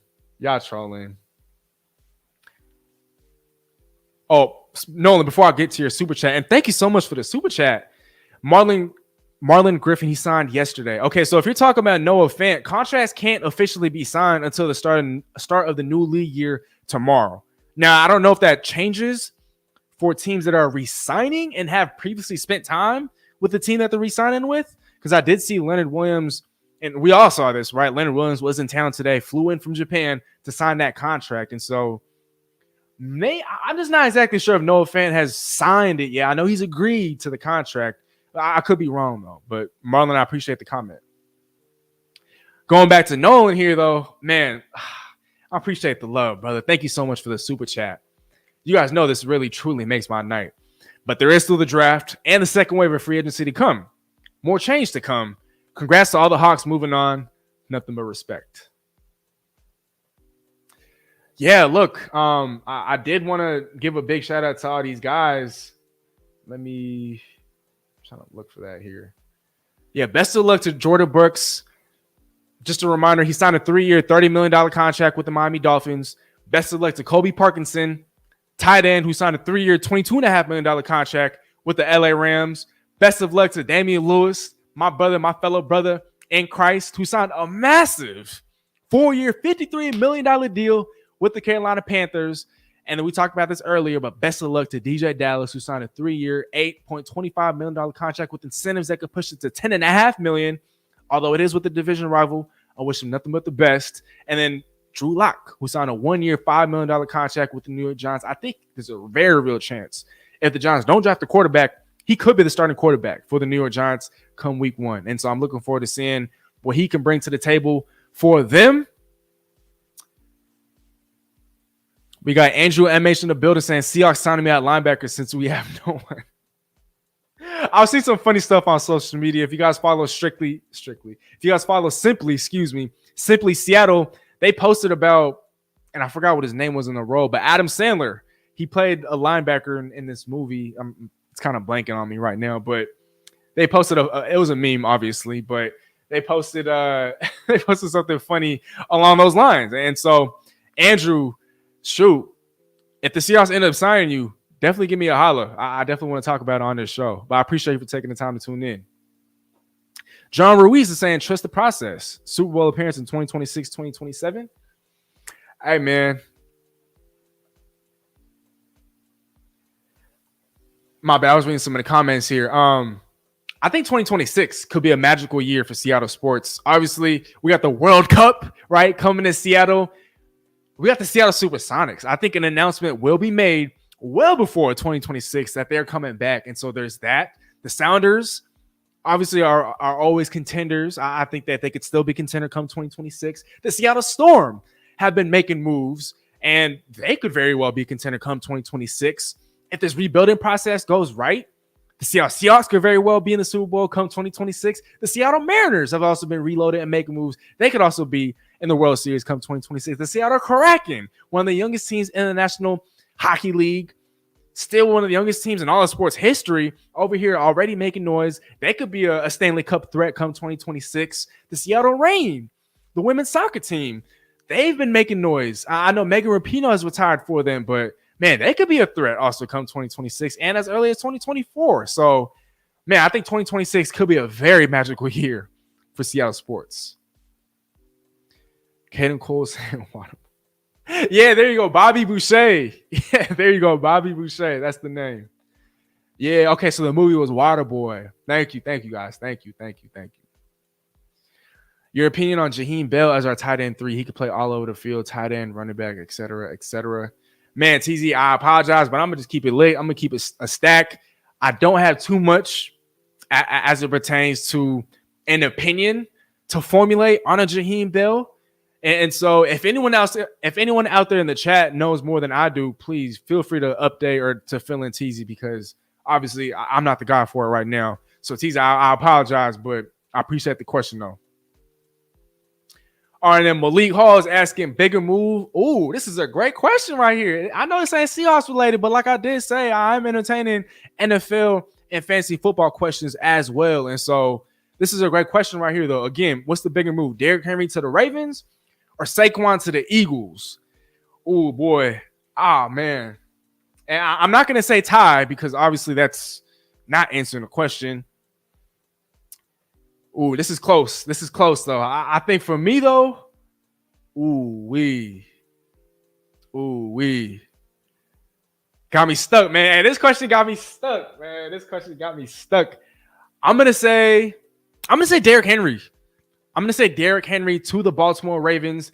I think that, and we got TZ in the building agreeing with me, I think that with Derrick Henry going to the Baltimore Ravens, I mean, you're going to help out Lamar Jackson. You're going to take some wear and tear away from Lamar Jackson. I think that obviously the offensive line is much improved in Baltimore compared to what they had in Tennessee. He's going to have so much more talent around him. Mark Andrews, Zay Flowers. If OBJ re-signs, you still have a Rashad Bateman. Obviously, that defense is still suffocating.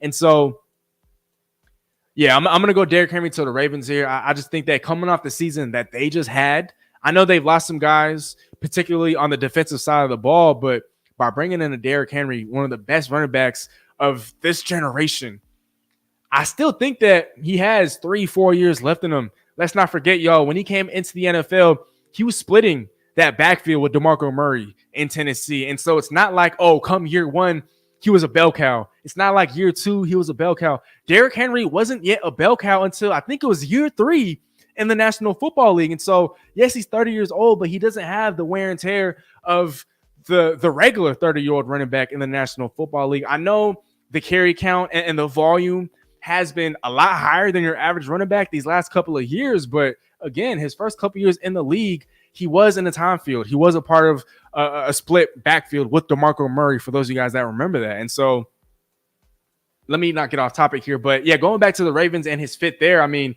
he feels a need, right? Because Gus Edwards did leave to the Chargers. He feels a need. He helps Lamar Jackson. He has a lot more help and support in Baltimore than he ever did in Tennessee.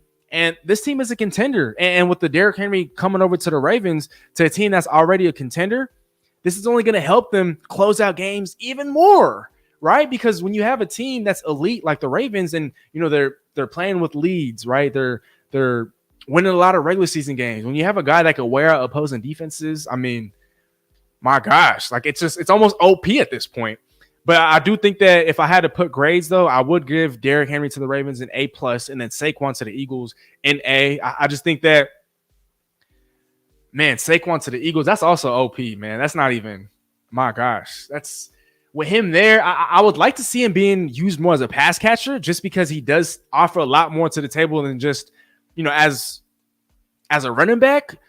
Or at running back, he offers a lot more to the table than just his ability to run the ball, right? As a pass catcher, we've seen him utilized in that role in years past. But Philly, they don't usually like to target their running backs in the passing game. Now, who knows? Maybe that changes, especially because they did give him 3 years and about $38 million. But I almost like these moves equally. But if I had to pick one, give me Derrick Henry to the Ravens. Caden Sold is saying, let's say Brock Bowers falls to us at 16. What do you think will happen between Fant and him? Man, I was in favor of Seattle taking, or potentially and hypothetically taking, a Brock Bowers at 16. But with Noah Fant re-signing and making the amount of money that he is going to be making, I don't think that it'd be smart for the Seattle Seahawks to draft a Brock Bowers. I mean, Seattle needs an interior offensive line. Seattle needs help at linebacker. Seattle needs safety. Seattle needs a quarterback. Seattle needs this. Seattle needs that. And just to kind of add a luxury in a Brock Bowers, I just don't think that'd be conducive, just because the offensive line is still going to be bad, even if you add another weapon like a Brock Bowers. But we'll see what happens there. I wouldn't be completely opposed to it, just because he is super, super and supremely talented. The potential is sky high. But again, with Noah Fant making that money, and with him recommitting to the Seahawks, I just don't think it's necessary. Pharaoh Brown, tight end. Yeah.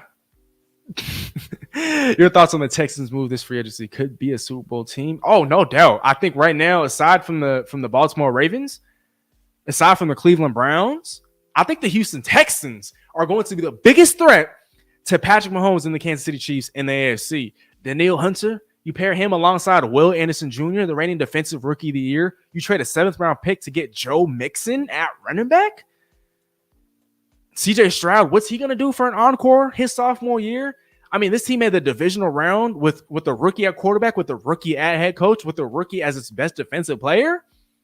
This team has so much potential. There's so much intrigue around this team. Man, I would say this could be a Super Bowl team next year. Like, if the Chiefs are, and again, I'm not hoping or wishing injury upon any team or anybody, but let's say the Chiefs have a run of injuries, and let's say they're by default just knocked out. I wouldn't be surprised if the Houston Texans found themselves in the Super Bowl come 2024, 2025. Now, I would like to see Houston add additional depth at running back, additional depth on the offensive line, and additional depth at wide receiver, but I think they're going to do that come the draft. And so if they're able to address all those needs, yeah, I could very well see the team in the Super Bowl next year. TZ's so crazy. I seen a report that the Giants releasing Daniel Jones as opposed to June 1st cut. I also saw that on Twitter, but I wasn't able to confirm or verify it. And so for the time being, that is just speculation, but I wouldn't be surprised. All right, you guys. What else here? What else?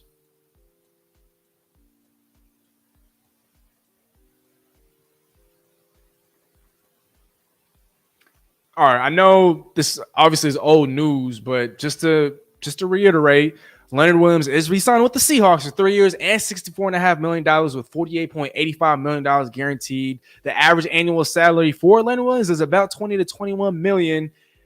And last year in 10 games with the Seahawks, he had 41 tackles, 4 sacks, 9 tackles for a loss, and 11 quarterback hits in only 10 games, right? And was one of the very few players in NFL history to ever play in 18 games. All that being said, I saw a stat, and this is courtesy of Next Gen Stats. As you guys can see on the screen, amongst all 3-tech defensive linemen last season, Big Cat finished 3rd in pressures with 30, who had more than Chris Jones, who had 28. And he also finished 3rd in run stops with 26. Now, I think those numbers are divided between his time with the Seahawks and the Giants. And I don't know, some people have kind of looked at Leonard Williams and said, oh, he's he's a good but not great player being paid like a great player. I wholeheartedly disagree. I think that in this system, he can be a great player. And you weren't just going to let him walk for what, a comp pick? I don't think the money is exorbitant whatsoever. And I understand his presence in Seattle didn't necessarily lead to the Seattle Seahawks making the playoffs last year, but y'all, he was traded there mid-season. I mean, other than performing as best as he could individually, I mean, what'd you expect for him to just drastically improve the defense to the point where he was going to single-handedly take them to the playoffs? But yeah, I think with the Leonard Williams deal, I love it. I'm glad that he's staying here in Seattle. I think that next year, I mean, he's going to thrive. He's going to excel with the full year in Seattle. He already loves it here. And he flew from Japan to sign that contract. So yeah, I'm excited for Leonard Williams. And again, like the stat shows, and this is courtesy of Next Gen Stats, I think there are going to be a lot of big things in store. And he didn't even get to play alongside Unichena and Wosu. Boye Mafe is only going to get better. Jaron Reed had somewhat of a revelation of a season last year. And obviously there are going to be guys that Seattle's going to add in the draft. I think the future is bright for guys like Cameron Young and Mike Morris. Yeah, Leonard Williams is definitely set up to succeed. And Seattle. Oh, hold on. We got Caden Cole. This is out of topic, obviously, but Caden Cole is saying Travis Kelce put Mahomes on a map. I said what I said. Wow. That's, oh boy. Shoot. I don't even know what to say to that, but man, I think there's definitely some credence to it. I'll say that. Lyro in the building. Seahawks drafted quarterback in the NFL draft after losing Drew Lock. Oh, yeah. I talked about this at the top of the show, but one of my instant takeaways from Seattle's lack of activity in free agency is that Seattle's almost all but assured, all but guaranteed to draft a quarterback in this coming draft. I mean, behind Geno Smith, there's nobody. And then after 2025, you have no quarterback signed. And so, yes, it's going to be somewhat of a rebuilding, somewhat of a growing pains type of year, but you still need quarterbacks in the building. I mean, come on, right? We got Guru in the building, man. Sneezy the man. What's up, Guru? Brother, I was actually thinking about inviting you on today's show, but today's show was just so last minute, and I was just like, man, I know you a busy fella, but I definitely want to bring you on the show here sometime within the next week or two or the next month. And Guru's ready, bro. Our roster is absolutely fine. Exactly, Guru. Or actually, before I even address your point, to everybody out there in the comments, Guru, I don't know if you changed your handle. I think you did on YouTube, and correct me if I'm wrong, but World of Sports Network, if that's still your handle, let me know. But if not, Guru's Film Room, man. This is a film meister right here. For those of you guys that like diving deep into film, for those of you guys that like watching film, for those of you guys that want to get into watching film, definitely be sure to subscribe and tap in with Guru's Film Room. Twitter, TikTok, Instagram, YouTube. Now, he puts out great content, man. Such an underrated content creator. Doesn't get the love that he deserves. And so, Guru, I appreciate you for tuning in. Okay, see, it is Guru's Film Room. There you go. Hey, y'all, I just want to take a quick second to shout out Guru's Film Room. Right now, y'all, please do me a favor and hit that subscribe button for my man at Guru's Film Room. He doesn't just break down the Seahawks. He breaks down every team, every prospect, literally everything NFL that you could possibly think of. And so, again, if you're a big film guy, if you're wanting to get into film, please do me a favor and subscribe to Guru's Film Room on YouTube. And be sure to also check him out on Twitter, Instagram, and TikTok. Same handle at Guru's Film Room. But yeah, going back to what Guru was saying, our roster is absolutely fine. I 100%, I was going to say 110, but I 100% agree. I mean, again, it's March. It's not September. The season starts in September, right? And we got Seahawks fans panicking like they're not accustomed to this. Like they haven't seen this before. It's almost as if by signing Draymond Jones last year, the Seahawks changed the perception of how they run or how they, how they go about free agency. It's like, okay, they signed Draymond Jones on day one last year. Now it's like Seahawks fans all over the world are expecting Seattle just change its approach. Like, come on, y'all. Again, and Guru can probably do a better job illustrating this than me because he is the film guy. He is the one that's breaking down teams and schemes and prospects and whatnot. Oh man, I'm not gonna spoil too much of your channel, my brother, but again, be sure to tune in and subscribe to at Guru's Film Room on YouTube, man, for real. But yeah, I agree. I think the roster is fine right now. I think trades are also going to be made in the offseason. Like, there's still so much to happen. And so all this panic, I don't get it. I truly don't. I really don't. Tyler Matthews is asking, how do you feel about a quarterback in the third round like a Spencer Rattler? I would love it. I think that a Spencer Rattler or Joe Milton, I think that those are guys that could definitely sit behind Geno and learn from Geno. Seattle needs a backup quarterback, and Seattle also needs a quarterback to build for the future. And so no matter who it is, Seattle has to take a quarterback. If it's a Spencer Rattler, I think that him in the third round, I think that's great value. So, yeah, I would definitely like that. I appreciate you for tuning in, Tyler. We got Richard Chan in the building. What's up, brother? Man, what's up, my brother? I appreciate you for also taking the time to tune in. Guru's Film Room with the Muscle. Hey, I'm gonna need to have you on the show soon, brother, for real. So let's talk soon. Hamza in the building saying Guru's goated. You too, Steezy. Man, that means a lot. Thank you so much, Hamza, for real. Truly. Steezy, I appreciate you, man. Only stream I've been on where the host answers all the questions with no pay needed. You the GOAT, man. Hey, man, I'm not like these other YouTubers where it's like, oh, you got to give me a super chat for me to address your comment or for me to look at your question or for you to look at your comment or for me to answer this and answer that. I try to get to everybody. And that's why these shows go a lot longer than what I anticipate them being, just because, you know, I want to, you know, be able to interact with you guys. I want to be able to talk to you guys. I want to be able to get your guys' input. I want to be able to make sure that everyone's voice is heard. So, man, Caden, I appreciate you, man. If you know of any other Seahawks fans around you, be sure to send them my way. For real. Thank you. 2T saying Rattler isn't bad, man, but he isn't a leader. He could hold the team on his back, and the last thing Seattle needs is a character.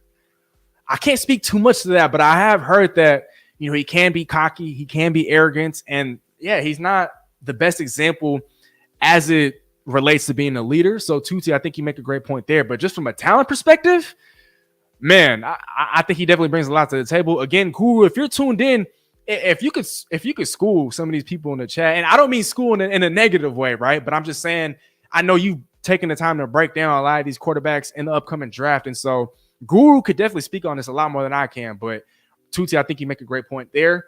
We have another super chat courtesy of Nolan. Man, well, all these super chats coming in, I just kind of feel like I just want to be live just forever. I mean, y'all just don't stop with these. And so, Nolan, I appreciate you from the bottom of my heart. Thank you, thank you, thank you.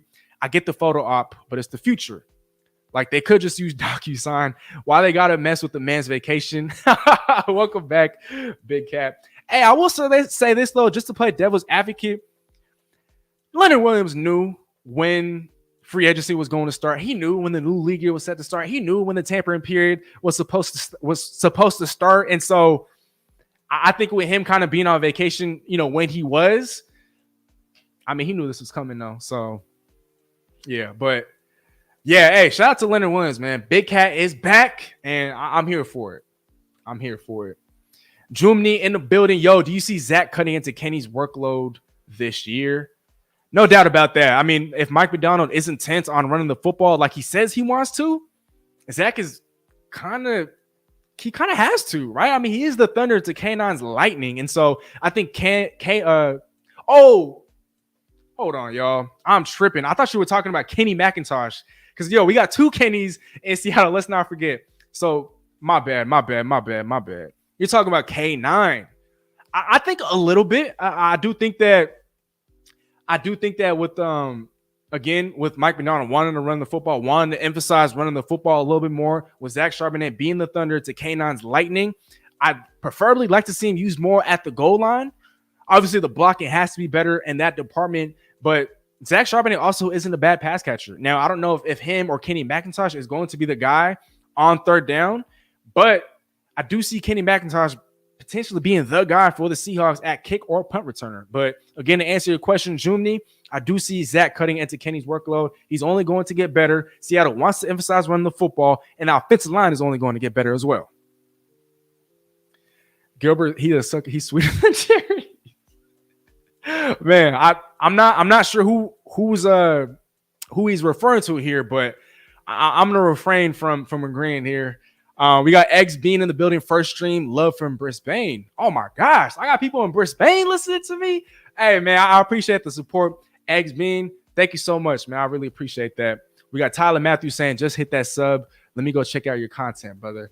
Hey, Tyler, I really, really, really, truly appreciate that.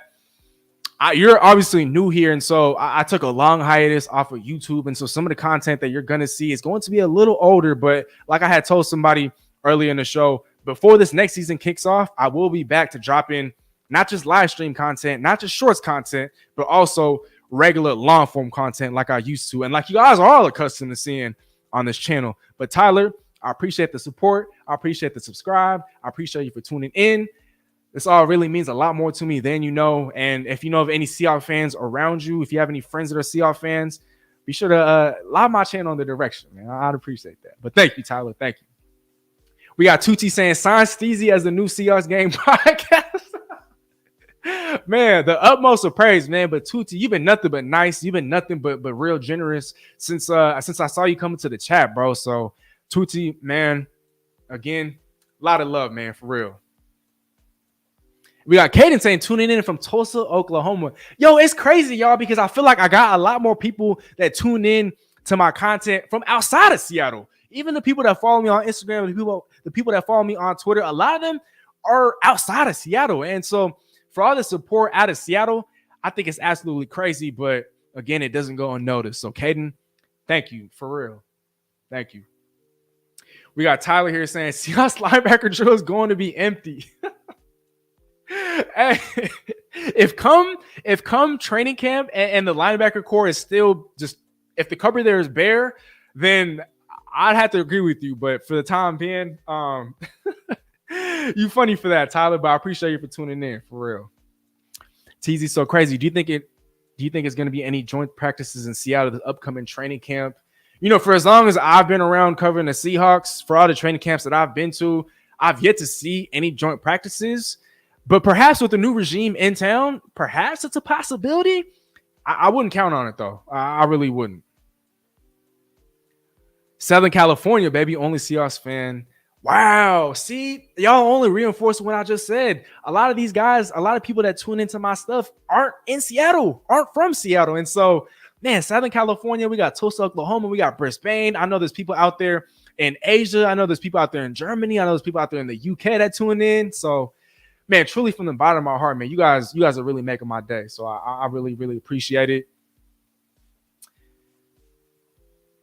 Now let's talk about Noah Fant, though. Let's talk about Noah Fant. He re-signed with the Seattle Seahawks for 2 years and $21 million with a $9 million signing bonus.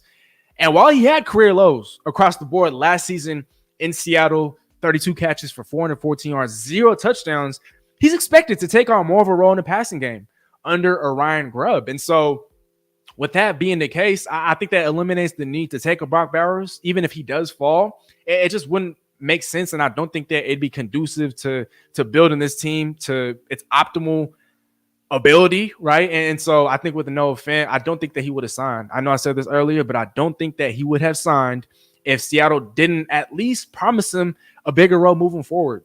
So I like the signing. Maybe it seems like a slight overpay on the surface, but I think come next season, once we start seeing him utilized more in that pass game, I don't think anyone's going to be calling an overpay of any sort. And so I think there we just got to be patient, y'all. Again, it's cliche. It doesn't hold as much weight as it used to hold, but let's trust the process.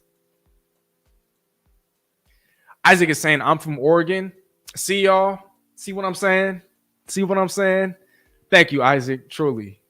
Hamza is saying Fant will eat in Grubb's offense. Exactly. Grubb knows how to best utilize his players and the talent that he has at his disposal. I highly doubt that the Seahawks would give Noah Fant over $20 million if he wasn't going to be used. Like, let's just make it make sense.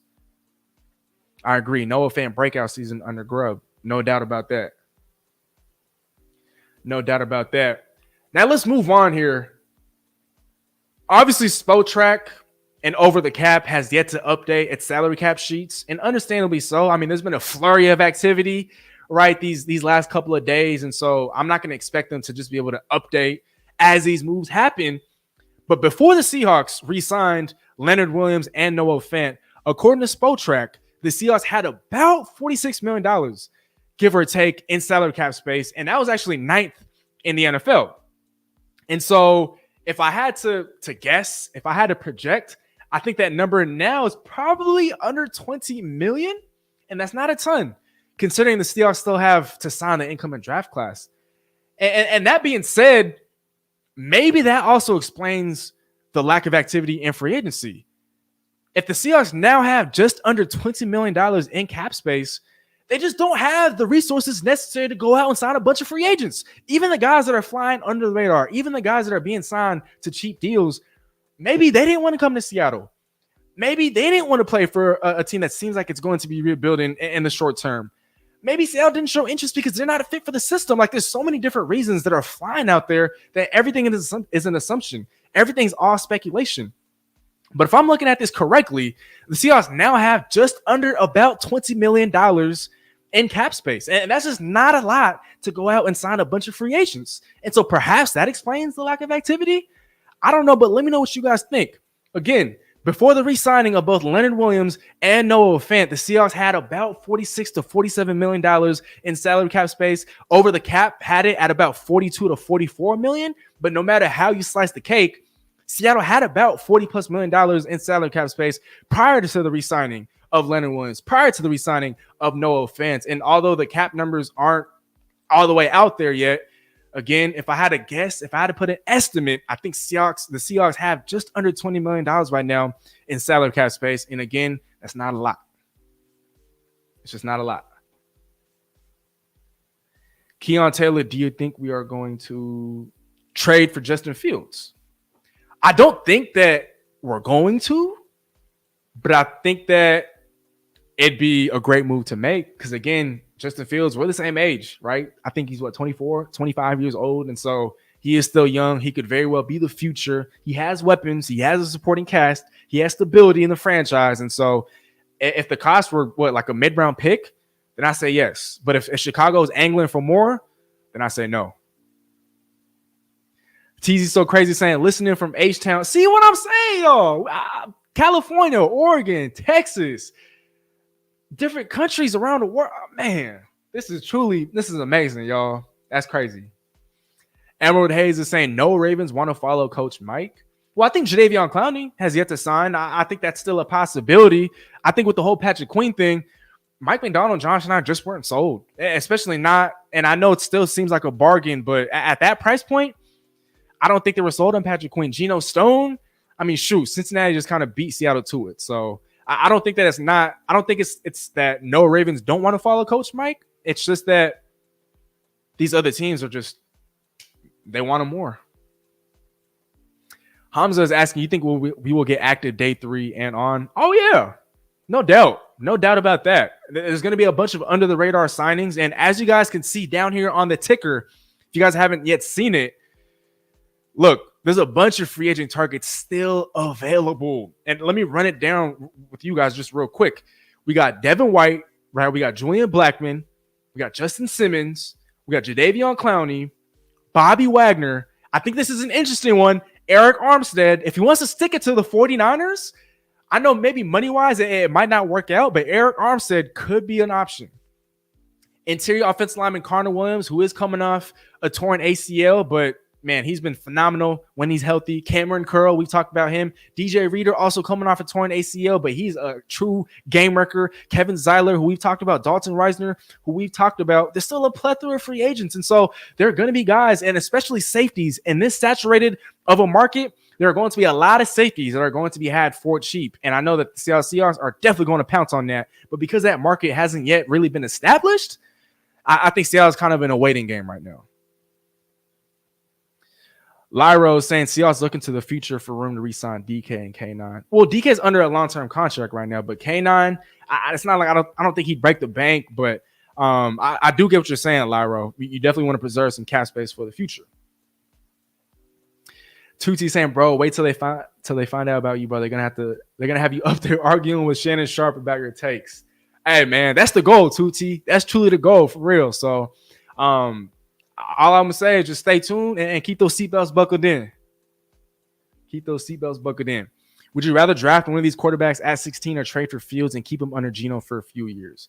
Okay, so just to kind of keep it within the parameters of this question, If I had to choose between drafting a quarterback at 16 or trading for Justin Fields, trade for Justin Fields, man. I don't think that there's going to be a quarterback worth it at 16 if it's not Drake May or Jayden Daniels. And so, again, just to keep it within the parameters of the question, I'd rather trade for Justin Fields. Keon Taylor is asking, does it make sense to restructure Neutron and Nwosu? If you could clarify who Neutron is, I'm not sure who that is, but Nwosu, I mean, he did just sign an extension last year, and so I'm not sure if that has to be done. But give me just a second here, you guys.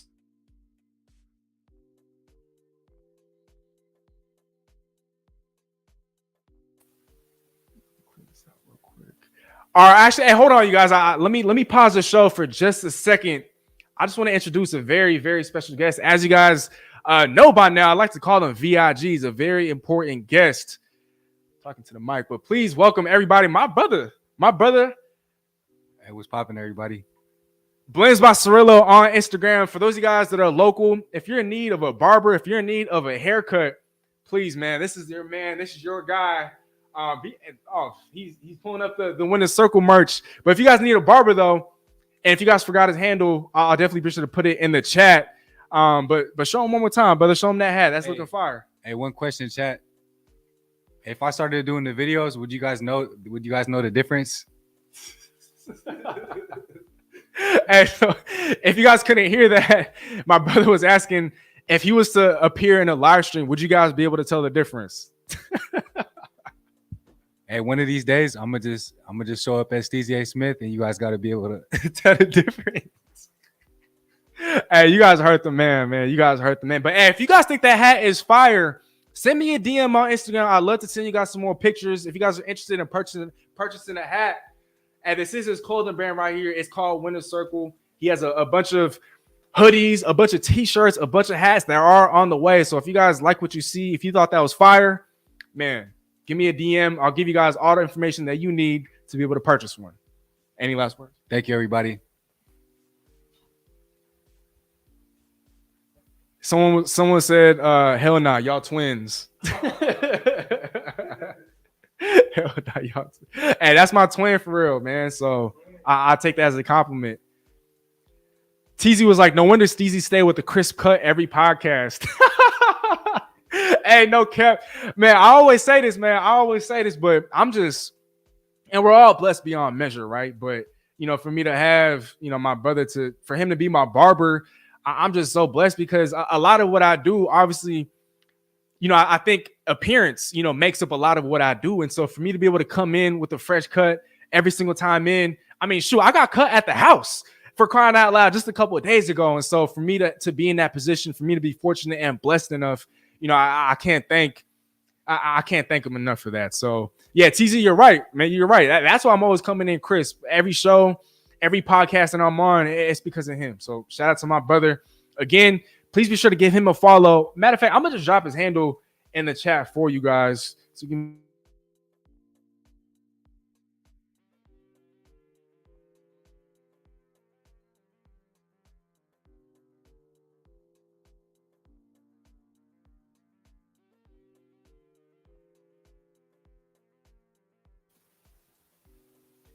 All right, you guys. So these are my brother's handles on Instagram at Free Throw and at Blends by Cirillo. Again, if you're local and you need a haircut, I mean, he cuts up Seahawks players, he cuts up Mariner players, and he cuts me up. And obviously, you guys get to see, you know, the fresh haircuts, you know, that I come to the table and that I bring each and every single time out. And so, again, if you're local, you need a haircut, you want to cop some Winner's Circle merch, these are the handles right here that you need to know and that you need to follow. If you guys could just do me a favor, and show me some love, man. Show him some love. But again, these are the handles. And I'd greatly appreciate it. I know he'd greatly appreciate that as well. So shout out to my brother for making a special appearance. We got another super chat in the building. And you guys, at this point, I might just have to stay alive the rest of the night until you guys just tune out because viewers keep on coming, the chats keep on coming, the super chats keep on coming. But Nolan is saying, and Nolan, thank you very much. I've heard the Hawks have the least amount of players signed. I said that cap space would evaporate quickly. We have to ball on a budget this year. Well, speaking of that, it actually brings me to my next point because we talked about the sort of salary cap space that the Seahawks had, right, prior to signing a Leonard Williams and prior to re-signing a Noah Fant. But here's a fun fact for y'all, and I bet a lot of you guys didn't notice. The Seahawks actually ranked second in the NFL in dead money accrued at $36.1 million, behind only the Green Bay Packers, who sit at $46.6 million. And obviously, this is subject to change. I did find this, though, on Spotrac. And so if some of you guys out there want to fact check some of this, feel free to do so.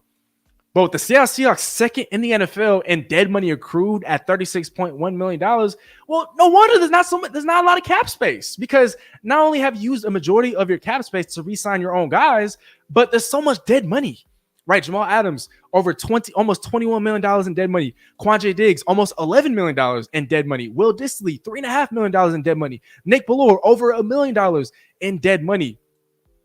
A lot of this dead money will come off the books, though, come next year. But for the time being, Seattle is having to eat a lot in dead money. And $36.1 million, that might not seem like a lot, especially once we start to see updated numbers across the league.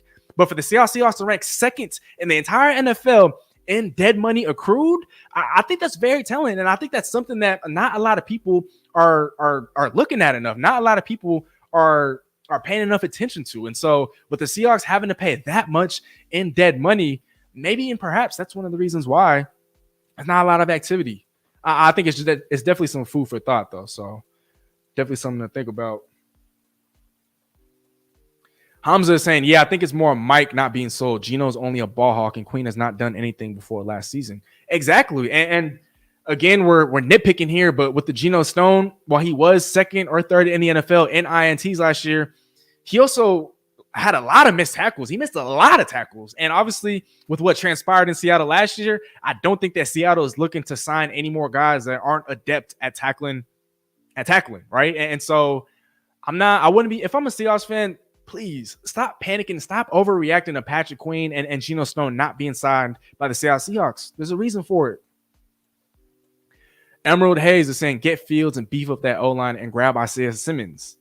Yeah, Julian Blackmon would be nice, right? I've been not even harping, my bad, that's the wrong word. But I've been heaping praise on Julian Blackmon. And it's not just because I'd want two Julians in Seattle, but he has all-pro potential at safety. And he made that switch to strong safety last year for the Indianapolis Colts, and he just absolutely balled out.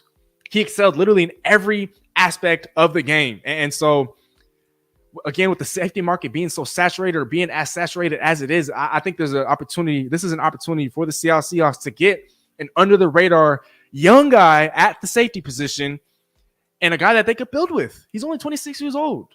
And Isaiah Simmons, he's also a freak of an athlete. I mean, man, if he was to come to Seattle, I wouldn't be surprised if he was to be using that Kyle Hamilton role. Now, talent-wise, he might not be there, but the pedigree is there. The versatility is there. He has kind of fizzled out in other situations. If he was, again, to ball out, I can see it being here in Seattle. I'm going to just say that. Caden Cole is saying, I need a ball to mid-fade here in Oklahoma. Hey, I do plan on traveling the world. I do plan on going to every single state. I do plan on visiting every single state in the near future. And so, hey, Caden, definitely send me a message. Give me a holla on Instagram or on Twitter. I'll let you know when we're in Oklahoma, and we'll make sure we'll get you right. My brother will get you right for sure. The AAS All Around Sports Channel saying can't wait to be different for once. Right. And I mentioned this earlier, but the Seahawks like to zig while the rest of the NFL likes to zag. Stick to the status quo. Nah. Different play calling at long last. Grab Isaiah Simmons, right? What do you think about the Pharaoh Brown signing? Okay, so I don't want to – I'm starting to sound redundant here because I've had a lot of people asking about Pharaoh Brown. But again, just to keep it brief, he is more of a depth signing at tight end. Seattle was not going to address the entire tight end room behind Noah Fant and just the draft alone. And so I think he's flashed in the past. He's athletic, but he is primarily more of a run-blocking type of tight end. Keon Taylor, right. I think Isaiah Simmons would fit in that Kyle Hamilton role really well. Okay, and Concierge with Nolan is asking, define local. Where am I driving to? Okay, so when I say local, I'm just saying anywhere here in King County. And so if you're over in the Seattle area, Kent, Renton, Des Moines, Fairwood, that's what I mean by local. So Nolan, give me a holler. Give me a holler. And let me know if you're over here in King County. If you are, I could definitely send you over to my brother for sure. Frederick Kawili, I hope I'm not saying this wrong. First stream, what's up? Hey, if I'm not mistaken, I do see you on Instagram, and that last name looks very familiar. Are you Norb's? Are you Norb's nephew, or are you related to Norb Cam at all? Let me know. Let me know. Okay, and then we got Emerald Hayes, Kanon, Charbonnet, McIntosh, league's best. Hey, talk about a triple threat at running back. I'm excited to see what the future holds for these three. Hey, we got Marcus in the building, my brother, man, tuning in via X. We're burning the midnight over. We're burning the midnight oil over here to tune in, man. Yeah, you over there in Baltimore, and it's over. It's getting late over there, but man, Marcus, I appreciate you for taking the time to tune in. I know I still owe you a show, my brother, and so definitely let me know. Hit my line whenever you want to reschedule that. But I got to bring you on this show. It's been a while since I've had you on this show, but to everybody out there that's still in the chat, Go Talk Podcast with Marcus. I know right now he's kind of on a hiatus, but please, man, show my guy some love. All forms of social media. He's a very smart-minded individual. He knows what he's talking about, man. He's very knowledgeable in all sports, not just football, but basketball as well. And I love working with him. I've worked with him a lot in years past, and you guys have definitely seen him on this channel before. So definitely be sure to show my man some love, man. I appreciate you for taking the time, brother, for real. Hamza is saying people got to understand that we can't go all in without knowing what we actually have. Let the season play out. I couldn't have said it any better myself, really. Emerald Hayes is saying bring back Cam. You know, and I've talked about this on my channel before, you know, but maybe we could bring him back as a head coach. But Cam Chancellor is such a busy man nowadays. I mean, for those of you guys that know, he opened up that Legion Sports Bar alongside of Richard Sherman in Bellevue. And so he's in the business world right now. There's just a lot of things going on. As much as I'd love it, I don't think it's feasible right now. But who knows? Maybe down the line, it could happen. We'll see what happens there. Oh, shoot. Okay, so Frederick is saying, yo, that's funny. I technically am his nephew. Oh, shoot. I ain't never met him before, though. What? That's crazy. Wait, can you explain to me how that works? So are you saying that you guys share perhaps the same blood? Is that what it is? Or is it just the ties to the last name? I mean, that's wild. That's actually wild. Okay. Jeff, my last name is pronounced Matias. Oh, shoot. I think I said it right. It's German and not so sure on Justin Fields. Got to draft one, in my opinion. Doesn't have to be first round, third or fourth is fine. Echoing my sentiments right there. Yes, sir. Hamza is saying miss Bam Bam Cam. I think we all do. Saying Adobo. Do you see the moves Mike McDonald, John Schneider have made and not made so far are leading towards a disciplined long-term approach to team building? Does this mean this year will be a transition year? 1,000%. And I've talked about this on past shows, but it's like year one is going to be a growing pains type of year. And so it's like, yeah, some of the moves might prove contradictory, such as re-signing a Leonard Williams and then committing that much money to a Noah Fant, but you still want to have talented players in place, and you still want to compete, even if you're not necessarily aiming to make Super Bowls right this instant, right? But look, I think you said it perfectly. I mean, yes, it's definitely leading towards a disciplined long-term approach to team building, and this is the right way to build a team. It's not like you can't use free agency, but to build your team in free agency, that's not conducive to winning. And again, the Seahawks like to zig while the rest of the league zags. And so if they want to do this and kind of go with that long-term approach to team building, I trust them. They've earned the benefit of the doubt. Man, another super chat in the building, man. Shout out to my brother Guru, man. Oh, man, these super chats are really making my night. I really, truly appreciate you guys. Guru, shout out to you. My brother, thank you so much for your super chat. Again, at Guru's Film Room on all forms of social media, y'all. Y'all want to give him a follow. Y'all want to give him a subscribe. He is also connected. He knows players. He knows a lot of people around the league. And so he's a lot more connected than, maybe even I am. And so if you guys want to start getting into film, if you guys like breakdowns like that, at Guru's Film Room is your guy. And we got Go Talk with Marcus saying, appreciate the love, my G. No, I appreciate you for tuning in. I appreciate you, but I'm just trying to return the favor. Emerald Hayes is asking your thoughts on Ashton Davis. I think Ashton Davis would be a solid depth piece. I think that he could come on a cheap value type of deal with the Seattle Seahawks, and so I wouldn't be opposed to it. I wouldn't be against it. It wouldn't be my first option, but as a depth piece, I'm more than happy to welcome Ashton Davis to Seattle. CW Plays is saying, as of right now, which is Seahawks record prediction? Also, is it a rebuild or more of a retool? I think right now it's looking like a rebuild with a little bit of retool attached to that, if that makes sense. Actually, you guys, hey, give me just 1 second. I know this is, you probably never seen nothing like this before, but I gotta use the bathroom real quick. So I'm gonna pause the show for just a second. Don't leave. I'll be back in less than a minute, you guys. Give me just a second.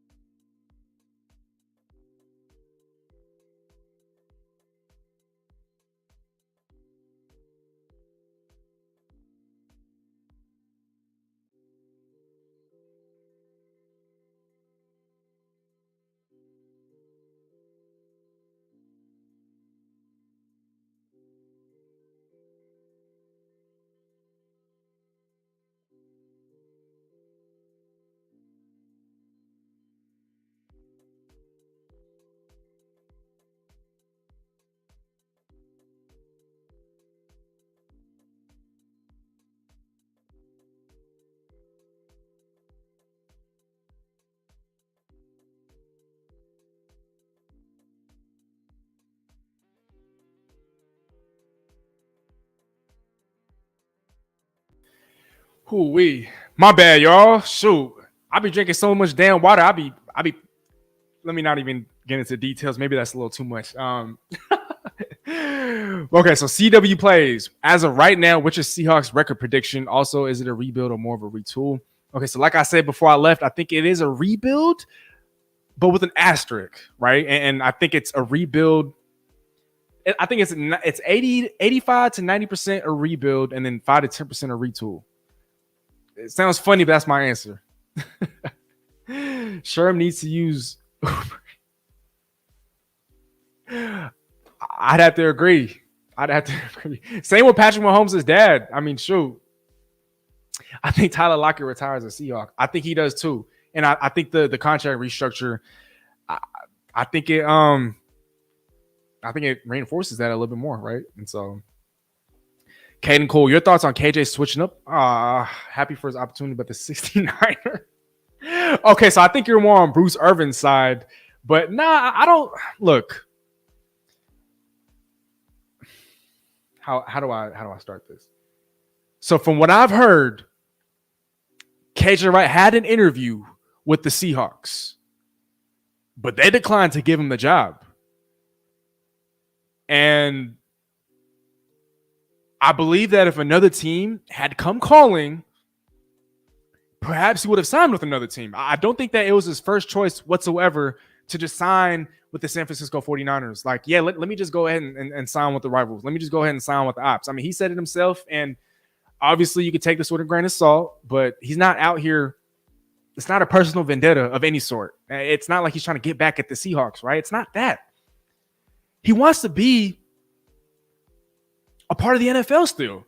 And while the future did look bright for him in media, he just has so much love for the game. And he wants to, even if he's not on the field, he wants to be on the sidelines. And if the Niners are the only team in the NFL that's willing to offer him a job, and your previous employer in the Seahawks declined to give you a job as a coach, then why not? I think it's been a dream of his since he retired. And so that's the way I'm looking at it. I'm more than happy for him. I wish him nothing but success.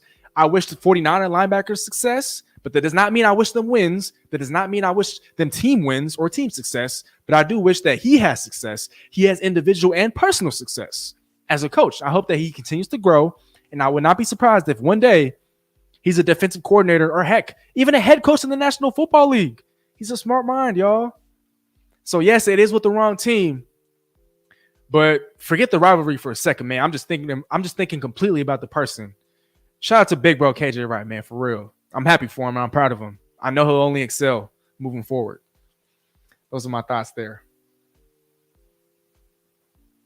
With Drew Lock being signed to New York, do you think we draft a quarterback in the later rounds? Oh, yeah, I talked about this earlier, but I think that if you don't trade for a Justin Fields, if a Drake May or Jaden Daniels doesn't fall into your lap, yeah, I think that,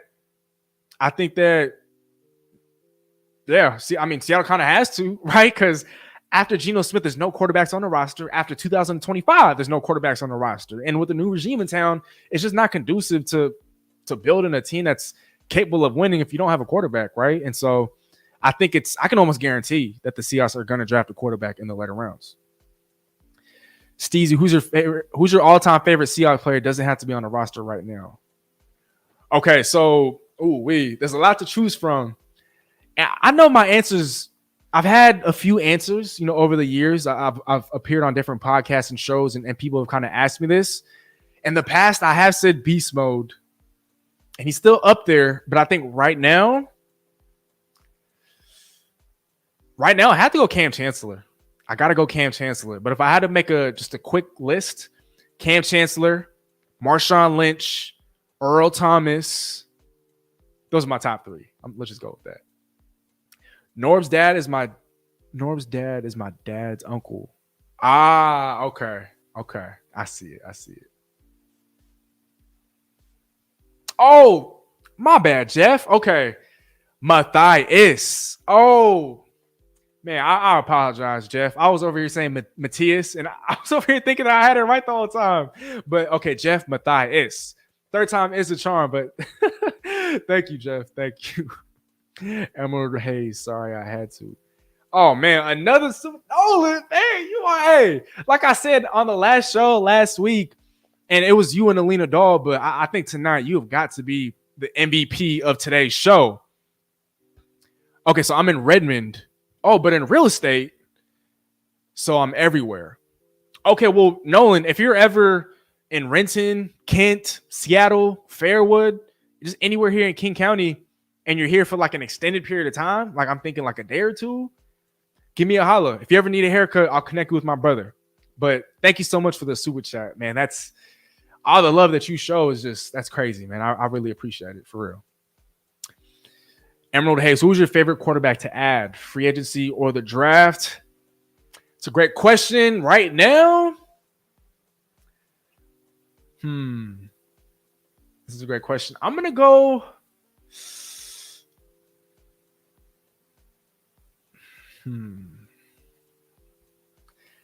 As unrealistic as it might sound, I'm going to go Drake May.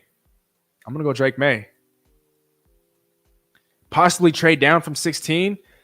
I think that's feasible. But again, there's just going to be so much top tier talent available still at 16 that I don't know if Seattle is going to want to do that. But if Seattle could trade down to, let's say, 19 or 20 and still get one of the guys on its board, then yeah, I'm here for it. But if Seattle is trading down from 16 into the late 20s, I don't know about that. It depends on the package.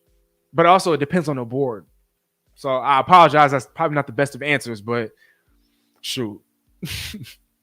Nick Bolton come to Seattle. Okay, I wouldn't mind a Super Bowl champion here in Seattle. IDK, if I could trust the process when a lot of linebackers are off the board and safeties. We also have limited picks in the draft. Well, like someone said in the chat earlier, it's like, or Teasy said this, John Schneider can turn 7 into 11. Like we've seen him work with a limited amount of draft picks before and turn it into a plethora of picks. And so I'd say it's time to, maybe not even time to panic, but I'd say maybe fans have more. I'm able to rationalize fans kind of panicking after the draft and over the summer if holes aren't being addressed. But right now it's day 2 of free agency. It's March 12th. I just don't think that you could say that I'm not going to trust the process just because linebackers are off the board. Look, safeties, there's still so many safeties. The market is saturated with safeties. I'm not even mad that the Seahawks aren't going out and getting safeties right now. There's so many of them. Linebackers, Devin White is still available. Matter of fact, I've had my phone on. Give me a quick second, y'all. I'm trying to see.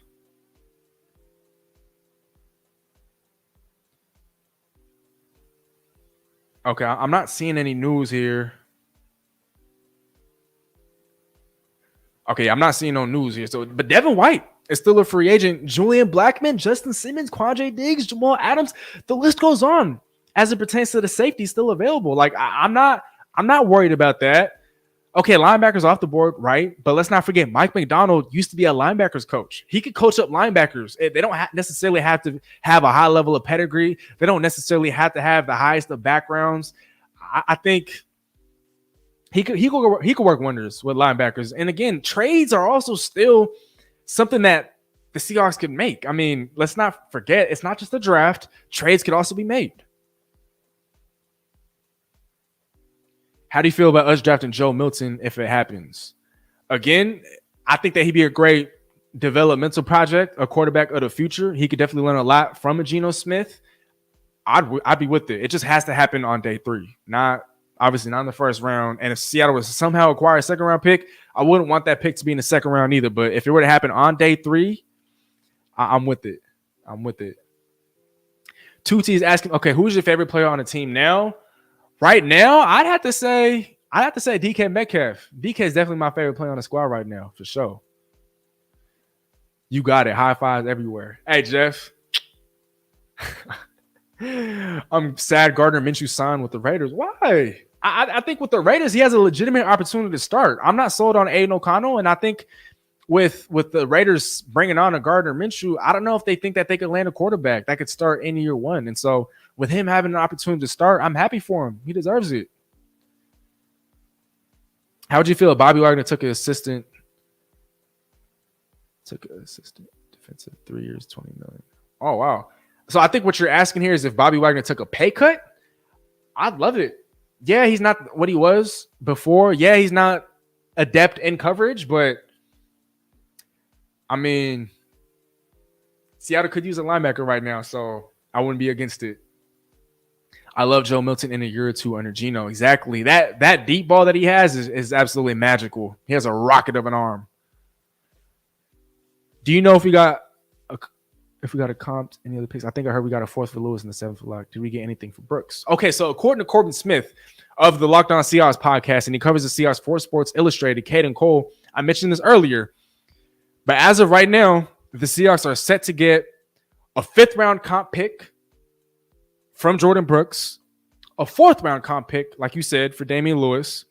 It's either going to be a 6th or a 7th for Drew Lock, and then a 6th for Colby Parkinson.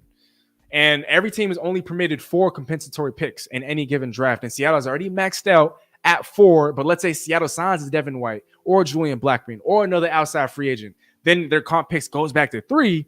But if another free agent ends up leaving, then the comp pick could potentially go back up. And so right now, Seattle, as it stands, does have 4 compensatory picks, 2 6ths, a 4th, and a 5th. I'll trust John, but I did not expect this level of activity from us. Well, I dropped a short episode last night, and I talked about how the priorities this offseason were to not only bring in a new coaching staff, right, bring on that new regime, but it was also to prioritize bringing back our own guys. And so now that's, for the most part, John Schneider has done a decent job of that. Now they can turn towards getting some bargain bin-based guys in free agency, getting values, getting guys that are flying under the radar, low radar type of signings. I do think that these are the type of signings that Seattle excels with. And so, who crazy or right, this level of activity is definitely just a little worrisome. But again, these guys have earned the benefit of the doubt. John Schneider specifically. How would you feel about Bobby Wagner getting the Seahawks assistant defensive coordinator job? Oh, wow. I would love it. Again, a former player turned into a coach. I would love it. I truly would. Mike did so much with so little. Just trust. There you go, Hamza. Well said. Watch Parkinson have a stellar season in LA. I wouldn't look. I'm rooting for Colby Parkinson. I know it's with the enemy, but he flashed a lot of times, especially in the red zone for the Seahawks. We just never really utilized him in the manner in which he should have been used. And so I don't think that the Rams would have went out to sign a division rival if they didn't have a plan for him. And so I do think that Colby Parkinson is in store for a career year in LA with the Rams next season. Thoughts of an ex-Michigan edge currently on KC roster, Michael Dana. I don't have too much in regards to Michael Dana, but I do think that on the Seahawks roster, he'd be a great depth piece, a great depth addition. And anytime you're able to get a guy that was just on a team that won the Super Bowl, I mean, I think that'd add valuable experience and definitely kind of set the tone in the locker room a little bit. And so I think that'd be a great move. If you woke up as John Schneider tomorrow morning, what move are you making to fill the holes in this roster? Wow, that's a great question, Tootsie. Well, for one, I'm signing Devin White. I'm signing Julian Blackman at safety. I'm signing an interior offensive lineman. I don't know if that's Connor Williams. I don't know if that's Dalton Reisner. But if I were to wake up as John Schneider tomorrow morning, I'm plugging in some of these holes. I'm signing a linebacker in Devin White. I'm signing a safety in Julian Blackman. I'm signing an interior offensive lineman. And I'm also going to sign perhaps a Jadeveon Clowney. But like I talked about earlier, I do think that Eric Armstead, the former San Francisco 49er, who is going to be released tomorrow as soon as the new year or as soon as the new league year kicks off, if he wants to stick it to the Niners, I think that Eric Armstead would be perfect in Seattle. Colby will be good. Our free agents that leave on offense do well. Right. Our defensive free agents leave and don't get better. That's similar to what happens in New England. I feel like anytime a player excels defensively in New England, once they leave, they're nowhere near the same outside of New England. And so, Adoba, I think you bring up a great point here. Do you think Rayshawn Jenkins can fit this defense? He won't be too expensive. Well, 831 Steals, I appreciate you for tuning in. I think he definitely would, although I do have higher grades on other safeties that are available in free agency. Rayshawn Jenkins probably isn't top 3 in my pecking order, but I do think that he could fit this defense. And the fact that he wouldn't come very expensive, I think that's another bonus. Dune Moose, you're signing Holton Ahlers as Gino's back. I think that he could potentially find himself on the practice squad, come next season, but I don't think. And you're probably trolling or joking here, but for those of you guys that remember, Holton Ahlers was Seattle's QB3 going into the season next year, but was cut before the start of the season. So he has spent some time with the Seahawks organization. Richard is asking, what would you trade for Justin Fields? So I talked about this earlier, but I would trade a 3rd round pick at most.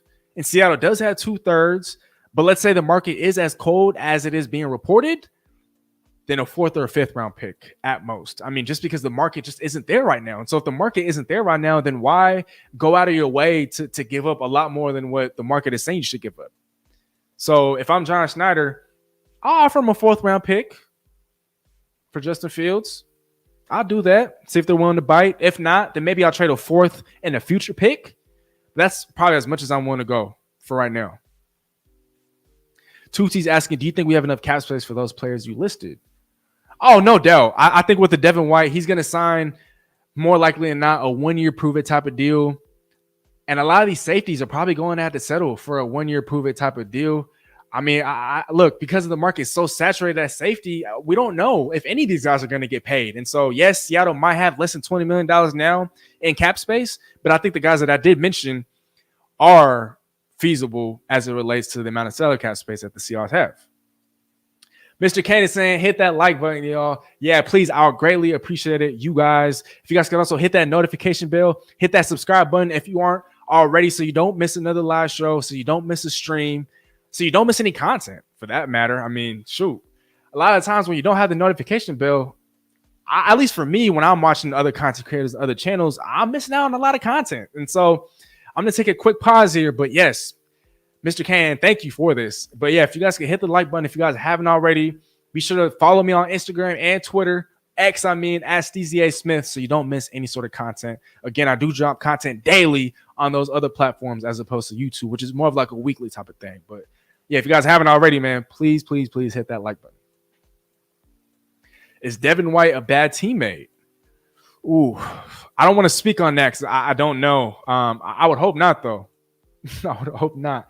Guru's Film Room, the biggest weakness is at linebacker. We are in a perfect position. We could trade down to get a linebacker and get another in the third, bring a savvy vet. I like the Devin White option. No first round quarterback needed. I agree.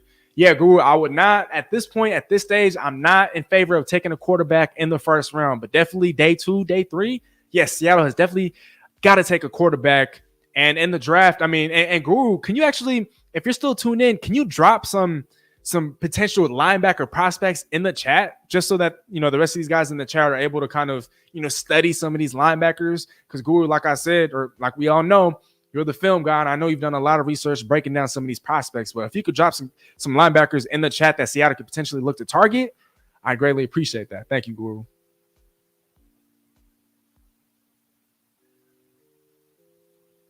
Would you trade DK for Chicago's first and second round pick? As appealing as it sounds, no, I wouldn't. Justin Fields is nah, I wouldn't say that. Jenkins is the truth. Has high level game excellence, attack above average in coverage. Hey, the film monster said it, so I'm definitely taking that. Yeah, like I said, Rashawn Jenkins, if he could come cheap, he's not my first option at safety, but again, he probably makes the cut as like my 4th or 5th option, just because it's probably not very realistic that Seattle signs these other guys. And so, yeah, he has taken that visit, so I'd certainly welcome him to Seattle with welcome arms. I wanted Jeremy Chin. He would have been nice in Seattle. If you guys haven't seen, though, he did sign a 1-year, $5.1 million contract with the Washington Commanders. I think he'll thrive there. I think he'll do wonders under a Dan Quinn. And they're actually starting to build a team over there in D.C. So we'll see what happens there. But I did also want Jeremy Chin in Seattle. Is there any more fat on the team we need to trim? Oh, this is a great question. As it stands right now, I don't think so. Tyler Lockett's contract was restructured. Quandre was released. Jamal was released. Brian Monet was released. Nick Bellore was released. Gino's contract has been restructured. There's been a lot of moves that have been made already. And so, Richard, I appreciate you for asking this question, but I think right now as it stands, no, there's not any more fat that the team needs to trim. But there could be an extension or another restructure coming. I don't know. We'll see what happens there, but I wouldn't rule it out. Chat Sports used to be my number one source, but I'm rocking with you better. Oh, man. Tootsie, man. I appreciate you, brother. I appreciate you. Thank you. Seahawks win back-to-back Super Bowls or Sonics come back? Ooh, back-to-back Super Bowls are tough. But the Sonics are, and look, this is according to my sources. I know people say that all the time, but the Sonics are coming back. And to everyone out there that's a fan of the NBA, of basketball, of the Sonics, I can almost assure you right now, before the end of 2024, an announcement will be made that the Sonics are coming back. Just watch. And you heard it here first. D Last Short Reels is asking, so why haven't we signed anybody? We talked about this a lot on today's show, and I will be looking to wrap this up within the next, let's say, 5 to 10 minutes. And so for those of you guys that are still tuned in, man, thank you so much. I didn't think that I had this many people tuned in more than 2 hours into the show, but to answer the question, Short Reels, I think that right now Seattle just has a plan, and Seattle is looking to primarily build this team through the draft. That's my answer. Jordan Travis or Spencer Rattler? I just liked and followed your brother. Oh, man. Thank you so much, Emerald Hayes. I really appreciate that. I'll definitely be sure to let him know. I know he'd appreciate it too. So thank you on his behalf. To answer your question, though, Jordan Travis or Spencer Rattler, I'm not going to spend too much time diving deep into it, but I'll go Jordan Travis. Peyton Wilson. Do you think we start signing tomorrow? And if so, do you think Devin Bush comes back? I think Seattle will make a signing or two tomorrow. Yes, Seattle is notorious for, again, zigging while the rest of the league zags, and a lot of free agency activity will have died down by tomorrow. So, yes, I do think Seattle will start signing a guy or two. I don't think Devin Bush comes back. I really don't. Scheme fit aside, do you think they may resign Bobby if the veteran linebacker market continues to dry up? Well, I know you didn't say continue, but dries up. Yeah, I mean, you got to have bodies at the linebacker position, and not only does he provide value on the field, but he provides value off the field as well, as far as embodying Seahawks culture, being that leader, being that guy that everyone can look up to. Yes. Thoughts on Kedon Slavis? I am not gonna lie, Emerald Hayes. I really don't know who that is. So I don't want to speak on somebody or something that I don't know of. So I can't speak to that. I apologize for not being able to answer your question. Okay, it feels like we are not trying to fully load in 24. Is Schneider making this a 2-year process to give McDonald's a season to establish stuff and discover what Mike truly needs come 25? Hey, man, I think that's a great point. I think, yes, I'm going to absolutely say this is a 2-3 year process. We don't really know what to expect from Mike McDonald. And so I think that, again, I've mentioned this time and time again, this is going to be a growing pains type of season. Like it's a new scheme, new faces, new coaching staff, new regime, new players. There's new everything. Like there's so much new here in Seattle now that it just doesn't really make sense to start bringing on a bunch of guys that you don't know if they're going to be fits, for the long term. And so doing moves, I couldn't have said it better myself. But yes, I do think that this is going to be a 2 to 3 year process. I agree. Yo Chan H is saying no to Devin Bush. I agree. Caden Cole saying was big on Seahawks Today channel, but this channel is the new go-to. Oh, man. Hey, I got to start streaming a little bit more, though. I do got to start streaming a little bit more, which I will do. How often do you stream? This is a vibe, man. I got to tune in more. Man, that's love. That's love. And I hope I'm saying this right, but Frederick, right now, I'm only really streaming weekly. But if the demand starts coming in, I mean, shoot, I got to start streaming more. But as the moves start to happen, I'll probably have like an emergency stream or two in any given week. But right now, I am just doing this weekly. And for those of you guys that might or might not know, I am dropping those shorts content or those shorts episodes. And like I also said earlier in the show, before the start of this upcoming season, I will start dropping regular long form content like you guys were all accustomed to. And so, yeah, there's that. No Bush. Definitely that is. Not a fan too. Okay, 2T is asking, would you rather meet Marshawn Lynch in the B gap or Luke Kuechly? Hey, beast mode. Beast mode for sure. I mean, Luke Kuechly was just something different, man. Oh my gosh. I mean, I prefer not to meet any of these guys right in the B gap, but if I had to choose between Marshawn Lynch and Luke Kuechly, I'd rather meet Marshawn Lynch for sure. Caden saying stream every day. Oh, shoot. Well, I mean, I love doing this, so I wouldn't mind doing that. Hamza is saying need more streams for sure. Nah, no doubt. And that's definitely, I mean, again, it looks like the demand is there. And so how about this, chat? Hold on. Do we get a pick for the DJ Dallas signing? Are you saying like a picture of? If you can clarify that for me, Gabriel. Dune Moose, you earned a new sub tonight. Looking forward to the next stream. Dune. Nothing but gratitude. Much appreciation. Thank you so much. But real quick though, so Hamza's saying need more streams for sure. Chat, there's a lot of you guys still out here tuned in. If you guys could give me another day, because I do like streaming Tuesday nights, I think it works very well with the schedule that I currently have. But if there's another day that you would prefer for me to stream, or if there's a day that works best, let me know in the chat, you guys, because right now I am kind of intent on streaming every Tuesday night. And if there's another day that works best for you guys, drop it in the chat. Drop it in the chat. If you think that should be Monday night, if you think that should be, okay. All right. Hold on. All right. I think he means a comp pick for Dallas. Oh, okay. Gotcha. Let me bring up that comment. Okay. Yeah, that was kind of a boneheaded move on my part. Okay. So do we get a pick?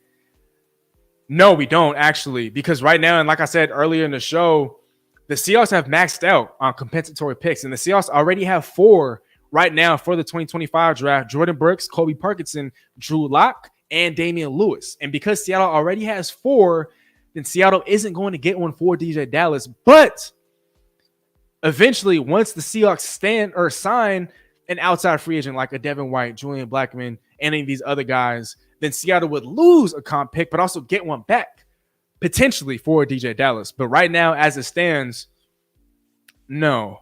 Seattle would not get a comp pick for DJ Dallas just because they've already maxed out with 4. But I appreciate you for clarifying that, Caden. I was zoning out for a second earlier. How many picks can John Schneider weasel out of this draft? If Bowers is there at 16, will they grab him? If not, I believe they trade down. Nah, look, and I've dropped I think a shorts episode a couple of weeks ago. I'm in favor of the Seahawks going interior offensive line. I mean, you got to build from the inside out. Ryan Grubb he used to be an offensive line coach, and so I think he'd really appreciate having an above average offensive line blocking for him and the rest of this team. If Bowers there at 16, then yeah, I think Seattle would trade down to whoever would want him, because I think that they could obviously accumulate more picks in that regard. But nah, I wouldn't take Brock Bowers no more. Not after that, the news of Noah Fant coming back. Real quick, Emerald Hayes, we have 7 as of today. Tootie's asking Art another one. Would you rather have to go against Trent Williams or block Aaron Donald? Oh my gosh. Well, you have guys 3 times my size, and they're double and triple teaming Aaron Donald, and they still can't do it. And so, I mean, look, I like to have confidence in myself in everything that I do, but Aaron Donald isn't of this world. So I'd rather go up against Trent Williams. But great question, Tuti. Just stand in front of a dump truck going 25 miles per hour. Yeah, I mean, the options were either Beast Mode or Luke Kuechly, so I had to pick the lesser of the two, right? The Bills Bunkers tuned in. Hey, yo, I appreciate you for tuning in, man. New to the channel, just subscribe, supporting other NFL YouTubers. Man, well, thank you to Bills Bunker. I'm going to be sure to subscribe to your channel myself. But I appreciate that, man, for real. Thank you. Another super chat, man. Y'all, oh my gosh, man. Y'all are making me ooh-wee. Followed you and your bro on IG. My last message must have cut off. I don't see trading for Fields and having to pay him, build it through the draft. Man, thank you so much, Nolan, for following both myself and my brother. I appreciate that. I'm going to definitely let him know that you gave him a follow. But thank you so much, Nolan. That truly means a lot. I'm with you there because when I dropped, a video about a month or two ago, those were my initial thoughts. Justin Fields has 1 year left on his contract, plus the 5th-year team option. And so it's like, eventually you're going to have to extend him. And I just don't think that right now, in the midst of a rebuild / retool that Seattle is currently in, I don't think that that'd be a smart move to make. Now, if we're convinced that Justin Fields is the guy to take Seattle to the promised land, then maybe so. But I don't think there's anybody out there that's willing to say that about Justin Fields, although I do think that the potential is sky high. I'm just not sure if he came in the starting quarterback for a Super Bowl winning team. But yeah, you make a great point there. You'd have to pay him. Now, if the compensation, again, is only a 4th or 5th round pick, I'd say give it a try. But I don't know. Maybe you could up his trade value and then try to trade him after that one season. I don't know. Now, that'd be unprecedented in the NFL, but, you know, we've seen stranger things happen. So, oh, but Nolan, thank you for the super chat, though. I really, really appreciate it. Tuti, what do you think about drafting one of these good offensive tackles and moving Abraham Lucas to guard? Wow. I've seen somebody actually bring this up. He's excelled at right tackle. He's shown flashes at right tackle. And so as long as he's healthy, I wouldn't move him to guard. But a lot of these tackles are very versatile and they're able to kind of swing, you know, all over the offensive line. And so I wouldn't mind just taking one of these offensive linemen and then turning them into guards if need be. But I'm not the biggest fan of moving Abraham Lucas to guard just because he's already excelled at that. Okay, the Bills Bunker is saying, thanks, May. I'm heading to Seattle for Bills Seahawks in 2024 to record my live reaction video from Lumen Field. Any suggestions for tailgating there? Man, I'm going to be 100% honest with you. I've been to Seahawks games, right? But I've never actually tailgated. So I don't have any suggestions right now, Bills Bunker, but I know it'll be loud. I know it'll be fun. But it would be dope if we could somehow link up for a collab. That'd be dope. But we'll definitely keep in touch, Bills Bunker. I appreciate the support. He played guard in college. Yeah, I mean, look, Lucas is versatile himself, but again, he just had success at right tackle, and so I'm not, you know, in favor of that. But look, if the Seahawks deem it necessary to move him to guard, then I trust them. I agree. Would rather draft a quarterback in the third that we could develop into a potential starter over trading a third for that's probably a career backup. Well, I still think that the jury's out on Justin Fields, and so I can't just sit here and say that he's definitively a career backup. But yeah, I'm right there. I'd rather draft a quarterback, in the later rounds. You don't have to pay them for 3, 4, 5 years. Well, they're not being drafted in the first, so it'd be 3 to 4 years. But yeah, I'm with you there. Cheatham. You like Bo Nix? If Seattle were to somehow acquire a second round pick, then yes. But as far as taking him in the first round, no. Fields will cost $25 million for fifth-year option. Would have 1 year to make the decision. Not a prudent idea. Well, right, but with the salary cap exploding and with the market for quarterbacks only going up, I think $25 million for the fifth year of his services. I think that'd actually be a deal, especially given today's market and with the salary cap only going to increase in the next couple of years. $25 million is a bonus for sure. But I for the most part, I do agree with you there. Hawks Alley. Troy Fautani at 16. Yes. What is Lucas's health? Well, he's had reoccurring knee issues. And so we haven't heard too much about what's actually going on. But when you're having reoccurring knee issues, I mean, that's definitely a cause for concern. I have little kids, can't tailgate either. Well, I don't have any kids yet. I do want to have kids like soon. But yeah, I mean, shoot, I do feel you. I do feel that though, and I want to start tailgating soon, definitely soon. Yeah, man, let's do it. I'd love to collab. Bills Mafia plus 12th man will be fun. Right, one of my good friends is a huge Bills fan, and so I get along with Bills fans. I get along with Bills fans for sure. I wouldn't describe it as panic, but I worry about who will be playing linebacker or safety next year. Look, I've said this time and again, and I keep repeating myself, but there's still way too many safeties. The market is oversaturated with safeties, so that's not a worry. At linebacker, Devin White is still out there. Bobby White could conceivably come back. There's guys in the draft. There's guys that Mike McDonald could potentially develop. I wouldn't be worried about that. If come, let's say, July or August, and there's still no noteworthy linebackers on the roster, then I would maybe worry a little bit. But as of March 12, 2024, I'm not worried. I'm not tripping. I'm really not. Oh, okay. So Afro Fan was talking to the Bills bunker. Go check out Hawks Alley for tailgating. It's the best. All right, let me pull up. Okay, here's the channel, Hawks Alley. Anywhere to tailgate around Lumen Field will be wild. No doubt about that. Thank you for the suggestion. I'll check it out and get some great content. All right, you guys. Man. All right. See, and just a reminder here, but for the time being, the Seahawks have maxed out on 2025 compensatory picks as they currently have four, excuse me. A fourth from Lewis, a fifth from Brooks, a sixth from Parkinson, and either a sixth or a seventh on Drew Lock or from Drew Lock. So there's that.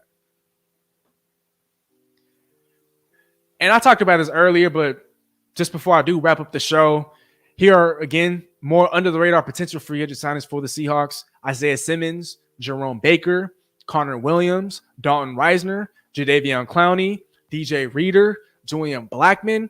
There's still so many free agents available. Like, I know that a lot of the value guys, a lot of the signings that are the cheap signings, right, that like these guys that are being signed, I know that they're being signed for cheap and that the Seahawks aren't doing it, but I'd rather Seattle sit back and sign guys on their own timeline as opposed to just signing because everybody else is. Like, yes, okay, the options are dwindling, but I just listed a bunch of them, and there's still the draft, and there's still trades to be made. And so with all those things being said, it's a lot of fans out there just panicking and worrying.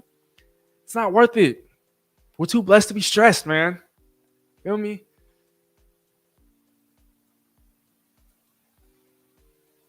But yeah, you guys, there's still over 200 of you guys in here tuned in, but I do got to wrap up this show. I still got to hit the gym real quick before they close, and time is kind of running low, for me to do that. But I just want to say nothing but love to the Team Steezy family, to all my new subscribers, all my new supporters, to everybody that's new here. Again, hit that notification bell so you don't miss a stream. Hit that subscribe button to support a brother. Be sure to follow me on Instagram at SteezyASmithTV, on X at Steezy A. Smith for daily content, for daily coverage of the Seahawks. And just because you guys are asking for it, I will start streaming more. Again, let me know if there's a day that works best for you guys. If you guys don't care what day it is, then shoot, I'll just pick a day. But man, I've had such a blast tonight. You know what they say? Time flies when you're having fun. I'm going to go back to the chat here real quick. Tuck is saying, see ya. Ideally, I would like to fill needs in free agency so we can draft best player available. I agree. But again, free agency and the new league year is actually officially starting tomorrow. So I think in the coming days, we'll see some signings. Too early to panic, right? Emerald Hayes, great podcast. Keep rocking. I will keep rocking for real. Thank you. Salute. Hey, salute, Nolan. Cheatham is saying good night. Cool. We got a big blocker. Hey, but again, though, nothing but love for you guys. Again, I can't stress this enough, but please follow me on Instagram. Follow me on Twitter, at Steezy A. Smith. YouTube, be sure to hit that subscribe button. Hit that notification bell so you don't ever miss a stream. If you guys have friends, family members that are big Seahawks fans, be sure to send them my way, at Steezy A. Smith. Rockman, I subbed earlier, but I was streaming. Oh, man, thank you. Thank you so much. Great stream. Until next time, sir. Hey, until next time. Thank you for tuning in. We're just saying thanks for the stream, buddy. All right, buddy. I appreciate you. Jeff Matthias, go Hawks. Good night and enjoyed the show. Well, I enjoyed your guys' presence. Truly. So as always, nothing but love for you guys. All glory goes to my Lord and Savior, Lord Jesus Christ. Man, if you like drum streams, I'm on Twitch. Hey, show him some love, man. Show him some love. They're on Twitch. I'm not on Twitch. Eventually, maybe, but right. Again, though, y'all, nothing but love. All glory to God, for real. I hope you guys have a blessed night. Stay smooth. God bless, brother. Hey, God bless you too, brother. Caden Cool saying, go Hawks. Stay smooth, everybody. I hope you guys have a blessed night. Have a blessed rest of your week. I will see you guys soon, and hopefully on the next show. But man, it's shoot. W show. Have a good night, Steez. Go crazy in the gym. I will, brother. For real. Thank you. I don't have social media help, but my girlfriend gonna follow you on Insta. Hey, that's love, brother. I appreciate that. For real. That mean a lot. For real. Thank you so much. Thank you, you guys. I will go crazy in the gym just because you said that, Hamza. Thank you. Thank you. All right, you guys. That's it for me. Hope you guys have a lovely night, man. And Steezy out. Again, this video is going to be dedicated to Mr. Todd Nas. While that concludes this video, we have loads of other content. You don't have to stop watching there. Other content on our channel homepage, as well as our social media platforms. And again, don't forget to hit that subscribe button for us. Tell a friend and tell a friend. Nothing but love, and Steezy out.